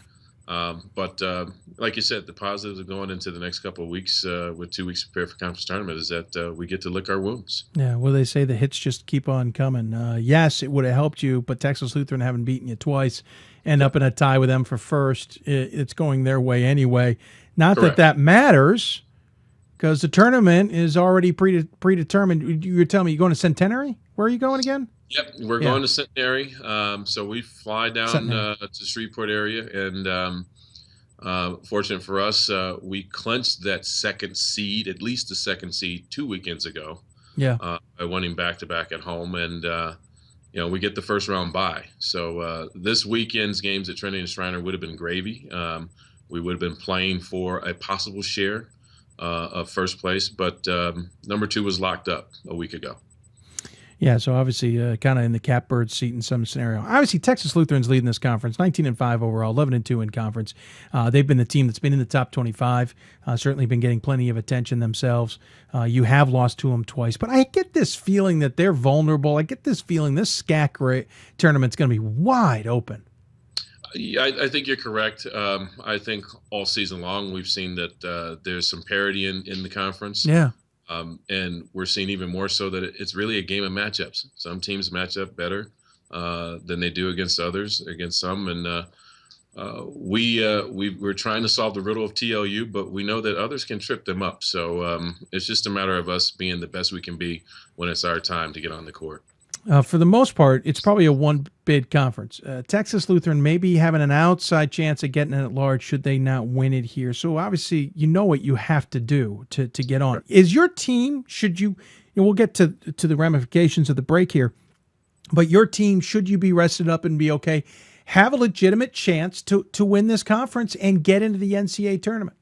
Oh, absolutely. I think that the way we played after the Christmas break kind of showed us the team that we could be early on, and I think our confidence really soared. We're a deep team. We're a balanced team.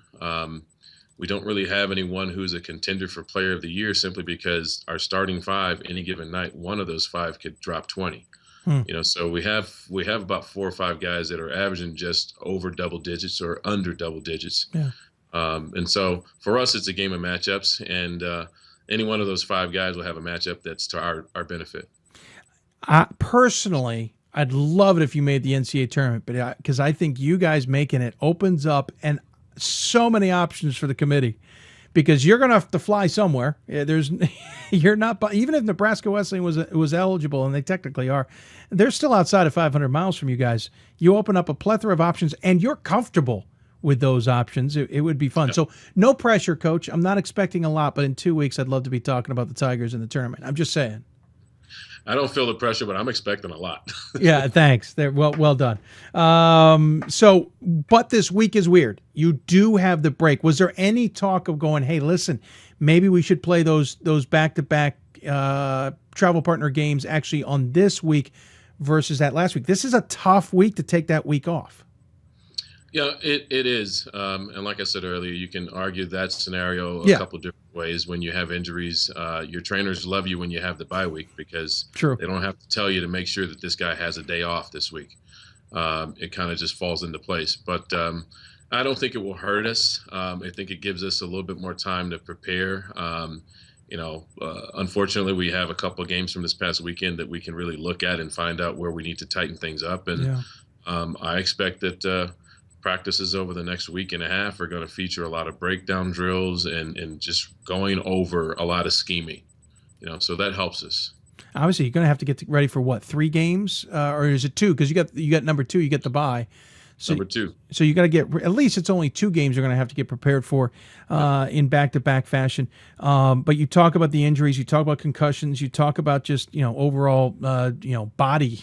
Being ill, getting a break. So the timing is perfect there. Just did you ever cross your mind going, I wonder if there's a team I can just grab? I know where you're located. Don't get me wrong. Air Force is clearly not going to play you again. But did you think about trying to throw a game in this scenario at all? We were fortunate to have the opportunity to play a little bit of a JV schedule this year. It was possible that the JV game could have fallen in that week. As it were, there was a JV game last Wednesday before we got on the road, and basically we played the younger guys, the freshmen on our roster that don't get a lot of minutes, and some guys who hadn't played every game up until this point were eligible to play as well. So they were substitutes for our freshmen, and it was valuable. So I guess in a way you can say we did get another game in. It's just not the bye week, but I like it. It gives us a chance to really focus on ourselves. If you throw another game in there, you can talk about the time it takes to prepare for that team and the emotion and the possible injuries that come from it. But that's any game. I would rather focus on us at this point and not have to play another game. Sure. I'm pretty sure that within a 90-minute, 2-hour practice, we could find time to scrimmage ourselves. We have 16 guys on the roster, so I think we can make it pretty competitive. Looking at your roster, I'm actually pretty impressed about where the selection of teams you get, or guys, you get. Missouri, Connecticut, California, which isn't too big a surprise, I think, in my mind.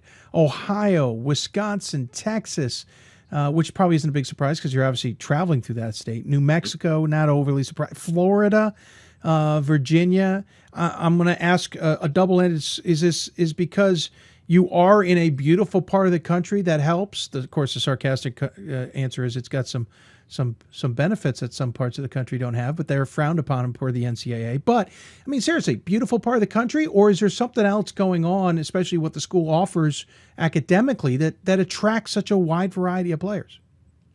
I think it's all the above. Basically, it's a unique identity.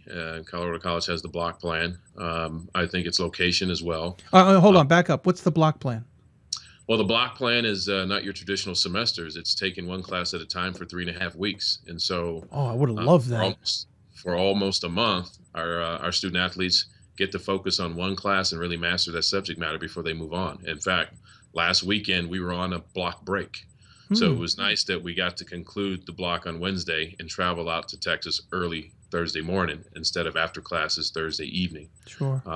But it allows our athletes to really be good at both academics and athletics, and there's very little tug of war there, as you would imagine with the traditional semester. Like I had 5 math classes in my senior year, first semester, and I'm pulling my hair out when I had it when exam week hit. So the block is unique. I think it's it's innovative. Students are attracted to it, and then our location as well. Sure. And we have to cast a wide net to begin with, just because of the rigor and the academic standards to get admitted. Yeah. Well, hey, I love the block plan. I wish I had that when I was in school. I think I would have succeeded a little bit better with that. So do I.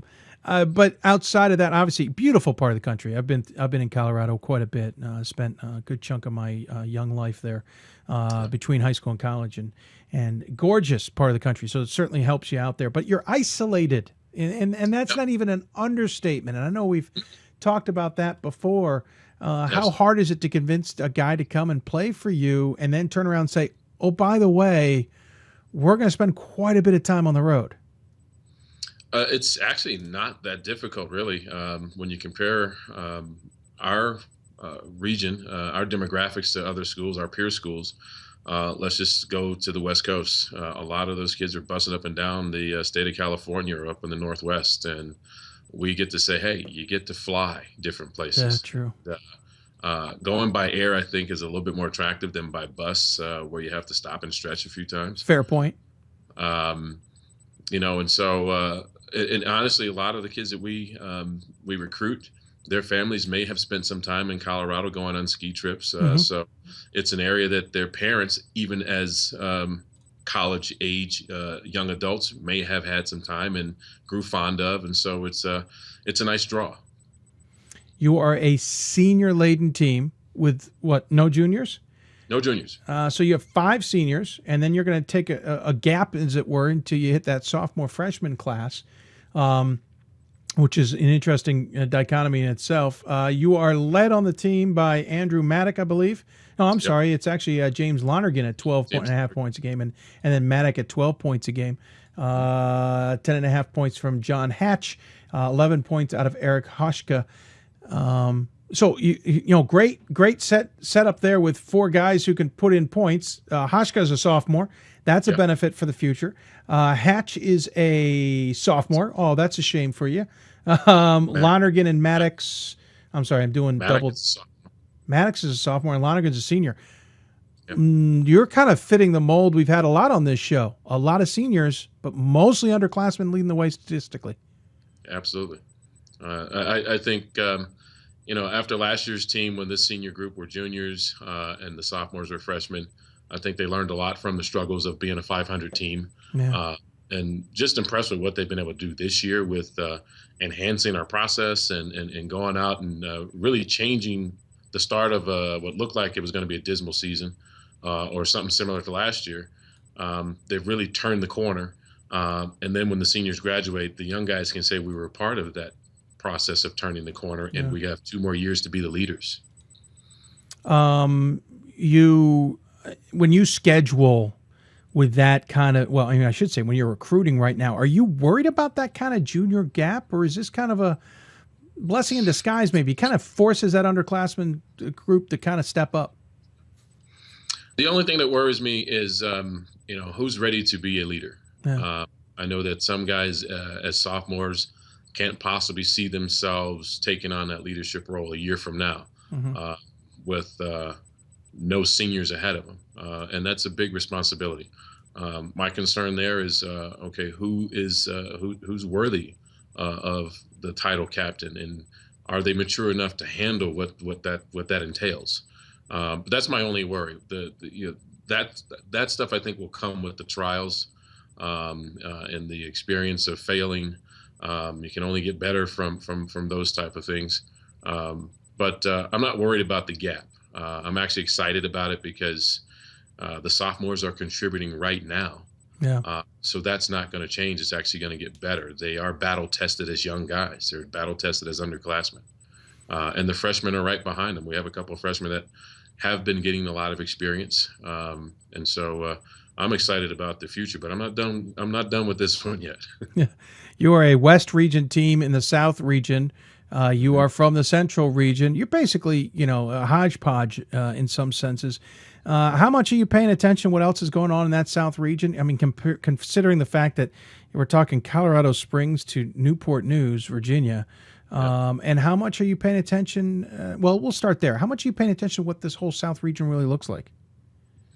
I really have a lot of tunnel vision when it comes to basketball on my team. I focus mostly on how to solve our problems. Sure. I'm not cut off from the world completely, but I don't visit the website to see who's doing what that often unless it's in the conference.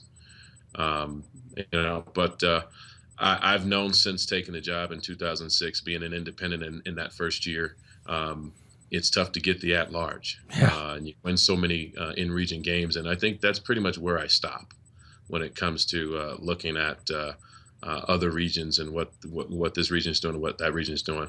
I'll take a look, and if it's someone non-conference that we're playing who's making noise in that region, for sure.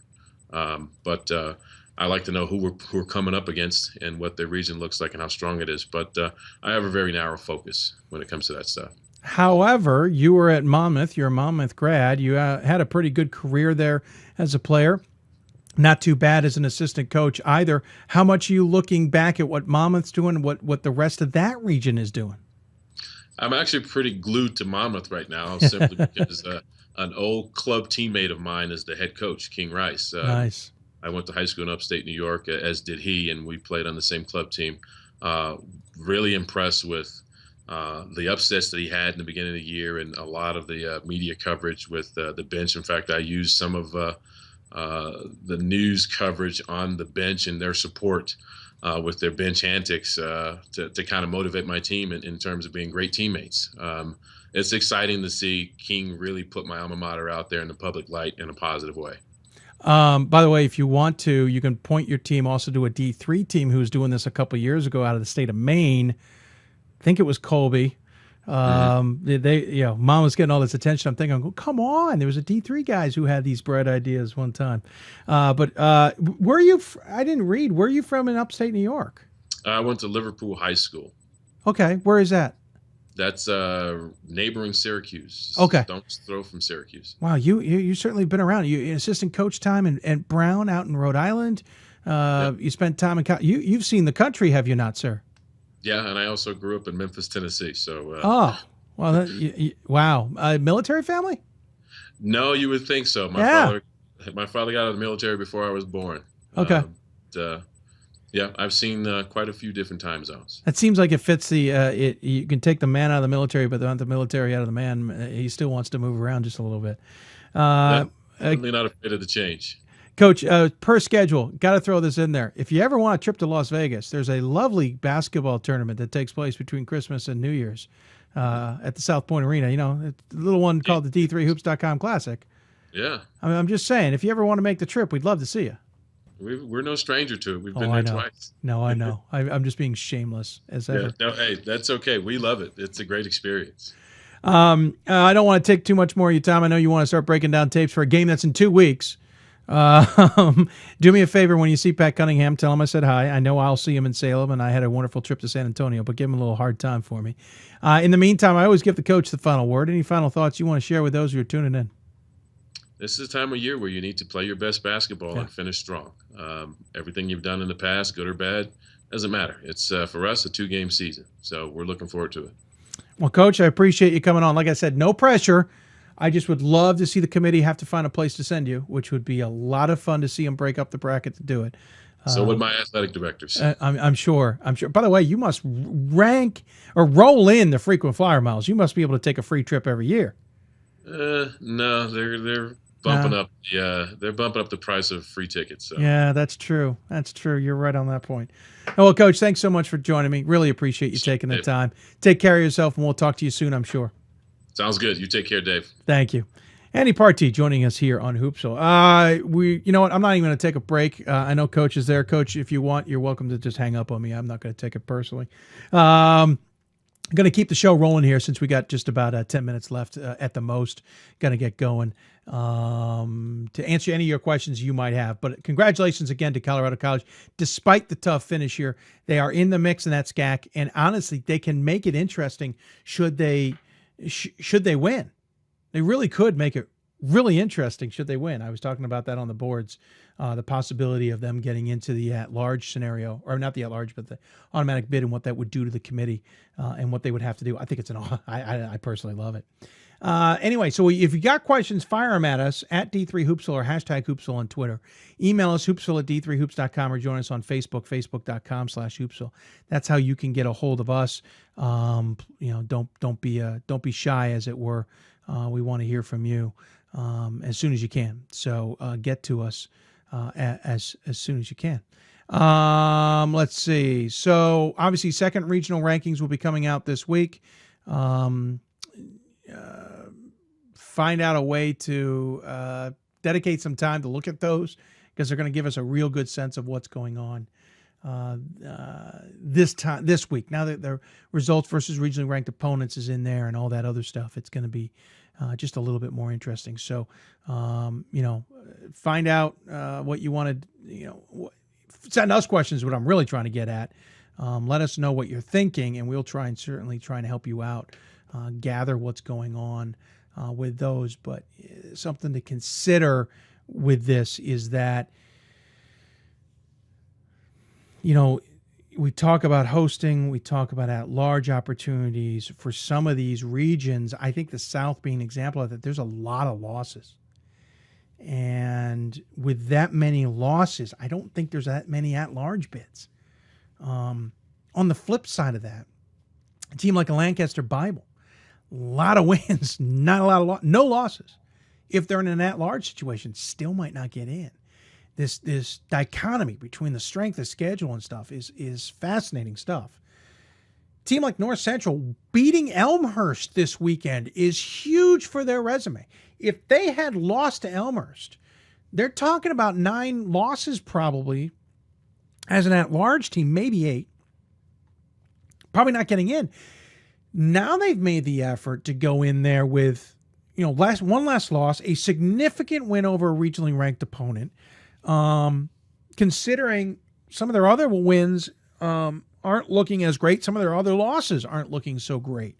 Their game against Mount Union's losing some luster. Their game against Chicago at one point has lost its luster. Chicago certainly had a better weekend. And so it's ever changing. Some people are like, oh my gosh, is my team going to make the tournament? Between now and when we select teams in 2 weeks, so much can change, including the rankings are going to constantly change. That being said, you can certainly give our best guesstimate, and that's why we welcome your questions, should you have any. If you got any questions, make sure you email us at D3Hoopsville and hashtag Hoopsville. You can join us on Facebook, facebook.com/Hoopsville, etc. We also have a YouTube chat page, by the way. I see a couple bozos in there right now. We're just going to get rid of.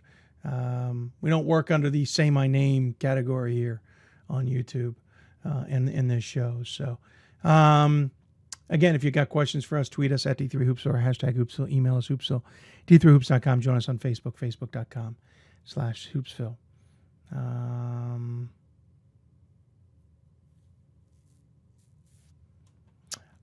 Just got word now that our embed for the show is apparently not on the show page, which is weird. So I'm glad all of you are watching. I just realized something went wrong with our embed Not sure what happened. I just noticed it. I apologize. Nobody, listen, if there's issues, folks, you got to let me know about them. I see what the problem was.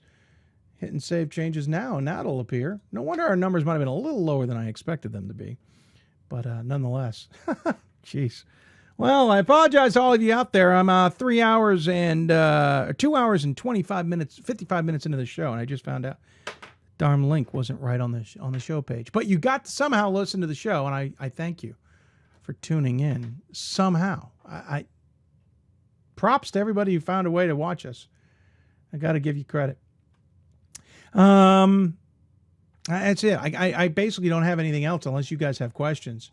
We got a big week ahead. I got some big games ahead. We have top 25 coming out. Don't see any changes in number 1, but certainly there's going to be some changes in the rest of the top 25s on both the men's and women's sides due to the number of losses that took place, and certainly some other losses out there as well. Obviously, we'll have major changes in the regional rankings at the same time for the same reason. Also, on top of the fact that the results versus regionally ranked opponents will play a major factor as well. So there's a lot to kind of wrap our minds around, as it were, and there's a lot to figure out. We still have 2 weeks left. Let me go to the Hoopsville fundraiser. We just got a donation. I want to thank whoever that was. It looks like it might have put us at the 40% mark. Double checking, $85. I want to thank the person who donated that. Some of that, I think, is going towards the shipment of the T-shirt. So somebody signed up for the campaign T-shirt, and I certainly want to thank them for doing that.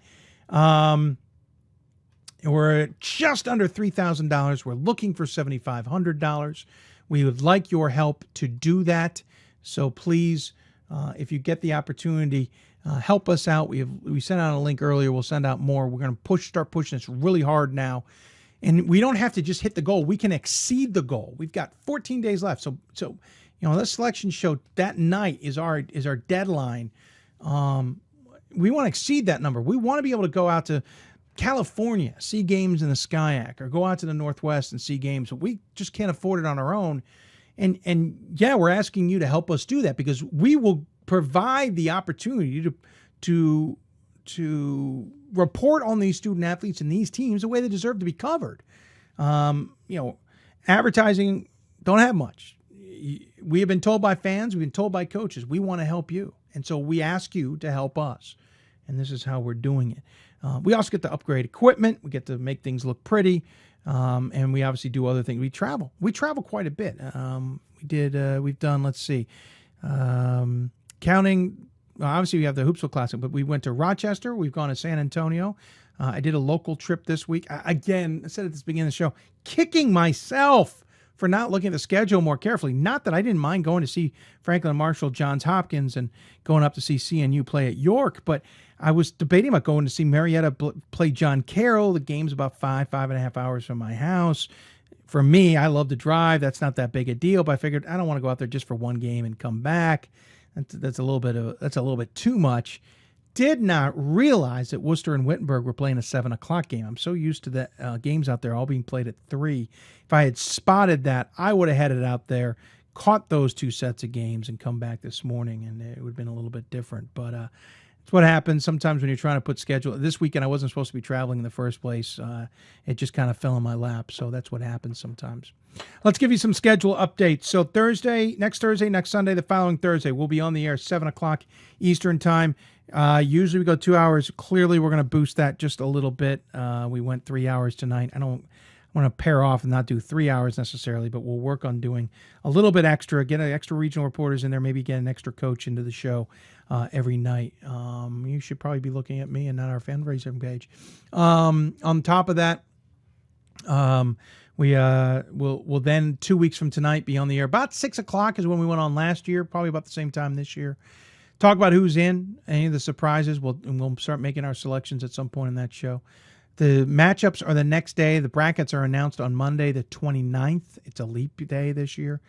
Don't know the schedule as of yet. Don't know if my participation will be the same as last year. That will dictate our show just a little bit, but we'll be doing a show on Monday as well. And then we have the NCAA tournament the rest of the way. That's going to wrap it up. I want to thank our guests for appearing. and taking the time to appear on the show from Marywood, Coach Macciocco for joining us. Macciocco, I should say, for joining us. From Greenville, it was Coach Barber, and a wonderful conversation with him. St. Thomas's women's basketball coach Ruth Sinn joined us on the show as well. Rusty Egan, WPI SID and Northeast Regional reporter. Thank you, Rusty, for taking the time to join us. Regis's women's basketball coach, thank you for coming on the show as well. I had a wonderful conversation with Angela Santa Fe, and then obviously Colorado College's Andy Partee joining us on Skype today as well. Also want to thank all of their sports information directors who are invaluable in their help, especially the few mistakes I made this week. I apparently screwed up some names, but I want to thank all of them for their assistance as well. We'll be back on Thursday. I can tell you we're going to try and preview the NESCAC tournament just a little bit since it's the first one that gets going. We'll have a chance, and some of the top teams in the country will be participating. We're going to try and get a little bit of an inside preview on that. We're also already working on our show list for guests. We'll primarily focus on the Mid-Atlantic, the East, the Great Lakes, and the West regions, but we may throw in another region as well. Again, you can follow us on Twitter at D3Hoopsville or hashtag Hoopsville. Email us hoopsville at d3hoops.com. Join us on Facebook, facebook.com/Hoopsville. We're also on Instagram now as well, and we would love your support there. Follow us. That's what we're trying to figure out the picture thing on Instagram as part of our latest effort as well. That's going to do it. Thank you so much for tuning in. We're going to be back here Thursday evening, as we said, and we hope you enjoyed the show. Thank you for tuning in, everybody. Good night, and we'll see you back here on Thursday. Hoopsville, presented by D3Hoops.com from the WBCA and ABC studios. I want to thank our partners at the Women's Basketball Coaches Association, the National Basketball Coaches Association, and, of course, City of Salem, who are the sponsors of our hotline. City of Salem, the men's basketball championship weekend. We played in Salem, Virginia for the 20th straight season. They'll hand out their 19th NCAA title, but the 20th Final Four will take place in Salem. We hope you'll visit the Roanoke Valley and enjoy some good Division III basketball. And if you do go, let us know and track us down. Love to say hi. Good night. We'll see you back here on Thursday.